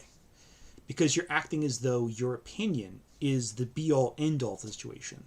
That you have the moral absolutism to say, hey, this is what it is. Maybe I'm overstepping my bounds with that one. That is a low blow, I admit. I don't have a psych degree, so I can't diagnose you with anything, nor would I. But again, neither do you. I'm going to read through a few comments now, because I feel like I'm done babbling. I think I've said all I have to say about this. The video starts off as a funny, bad faith video about someone who doesn't understand Ava, but then ends with this incredibly harmful tirade about his assumptions of mental health. Agreed. A lot of this tirade was very disturbing. I'm very upset by watching it because it's, I feel like I got a sense that this man dismisses mental health issues, like genuinely. Like that really upsets me because anyone with mental health issues in his life, they're gonna turn to him for help at some point, and they're gonna be very disappointed in what they hear. He didn't challenge the show, he challenged Anno with assumptions. Yeah, true. Ava is flawed for sure, but that's what makes me like it. Yeah, agreed. I think Evangelion is a very flawed series, and I like that about it. The flaws make it interesting. It's not polished. It's not perfect. It's not well constructed. It is a messy series that changes directions halfway through, and that resonates with a lot of the audience. I agree fully. The only evidence he was I experienced it, which isn't really that strong evidence. Yeah, personal anecdotes are one thing. They help supplement your perspective. They're not meant to be the evidence in and of itself. I know you don't like Bennett's Ava video. In his final video, he did say that Ava is a mirror and admitted his first two videos were bad. Yeah, so Bennett, I didn't mention this. I mentioned this on Twitter. I didn't mention this in detail. I'm not a fan of Bennett Sage's video on Evangelion. But I do actually think if that's what he says in his conclusion, I might just watch it just for that. Because, yeah, Ava exists best as a mirror to the self. And you see your own trauma with mental illness in it. Depending on if it's from first-hand or third-hand, second-hand experience or third perspective. Bennett Sage, his thing with Bennett Sage, I respect his opinion. I disagree with it, but I respect his opinion. I know that even though if I fundamentally disagree with it, I at least know he's coming at it from a critic's perspective. So I can respect his... If I disagree with it, it's as a critic. I can engage with it that way. I don't think he'd go on a tirade about that. The only time it came close with The Grave of the Fireflies, but that was a moral perspective of the message of the film. Not a reflection necessarily of... Not diagnosing the creator with mental illness. And again... Shouldn't have wimped out of doing Violence Jack. I'm just going to say that right now. I'm still upset by that a decade later. Wow, that's so petty of me. I have autism. I'm kind of afraid he get aggressive with people. Yeah, 100%. That is very disturbing. I think that someone with autism, he treated them like they're a narcissist. And I find that very disturbing. Yeah, it seems like the video is more or less his own resentment. Yeah. We say this would never went as a comfortable personal. No, he would never. I don't think Bennett Sage would ever. The comment says, "Will about Bennett Sage's old Ava video. At least he never went on an uncomfortable personal rant against Anno. No, he never would. I don't think. I think he has much more integrity than that to ever do something like that. Stuff with Anno's wife felt like the same type of nonsense with James Gunn's wife. Yeah, that's the other thing too. He was so angry at Anno's wife the whole time. Like, again, Hideaki Anno's wife is an accomplished manga creator. Like, with a large body. She was accomplished before marrying Anno. So it's like, like she's a legend in her industry. So why he just start ranting about Anno but never, and bring in the wife, but never actually acknowledge her work is biggest red flag in the video is when he said something like, young people nowadays are such snowflakes because they watch shows like Ava. Yeah, that tells me his perspective right there, along with the Star Wars sequel bashing when it's not relevant. Although I do have to admit, comparing Ray to Ray is low-hanging fruit. Yeah, he's not the kind of person I think who would acknowledge criticism either. I'm scrolling through some of the older comments here to see if there's anything else. Talking about Kaoru would mean talking about queerness with care. Tampon era Gerard away. Oh man, it tells me something that I find that funny. Yeah, no. I don't know if I'd want to hear his discussions on queer theory at all. Especially if he discusses what was the line from the new dub? I feel your grace or some nonsense like that. Oh my goodness. If we stop Ava, we can save the world is what I'm getting here. Yeah, basically. And again, there's so much worse anime out there than Evangelion. Like, Shoujo Tsubaki.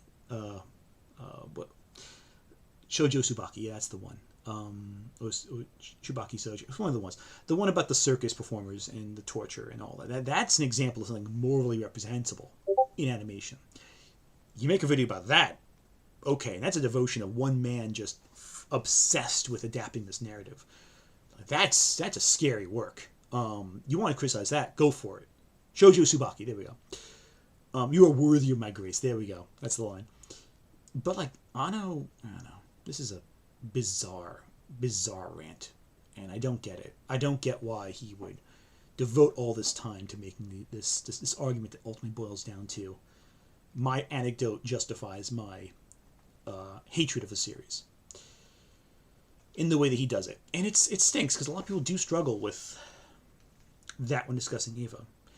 Anyway, this video has gone on for way longer than I intended. I did not intend for this to be a 3.5-hour video. It's a lot, so I respect that. But given the discussion, given the talk about Evangelion as a result, I do feel this is an opportunity to discuss some of my thoughts on Evangelion. If you haven't got a chance yet, if you're still here, I recommend watching my new video on anime elves. It's a palate cleanser after this discussion. Next week I'll be showing releasing my video on fan service and anime. Ironically enough, discussing a topic that's discussed here. And I talk about a lot of different shows, Evangelion among them, but really at the end only. Lots of other anime discussed there. Aoyaoshi, Love Hina, My Dress Up Darling, some hentai as well, if you like that kind of stuff. But Cutie Honey, Daikon 4 and 3. I mentioned Gunbuster also. Don't mention Diebuster. Diebuster's an underrated anime, I feel like. That's a good one, but I think it's been overshadowed in discussions as time happened. Anyway, so I'm going to be signing off now. Thank you so much for joining this stream. We'll make it a regular hangout of it. If people like it and people want more, we can do another one. Maybe not on Friday nights, but another night during the week would be fun. I mean, I have to take my spouse out on a date some days of the week, right? Anyway, this has been a wonderful time with all of you. I'm glad you've had the patience to watch all this, and take care, everyone.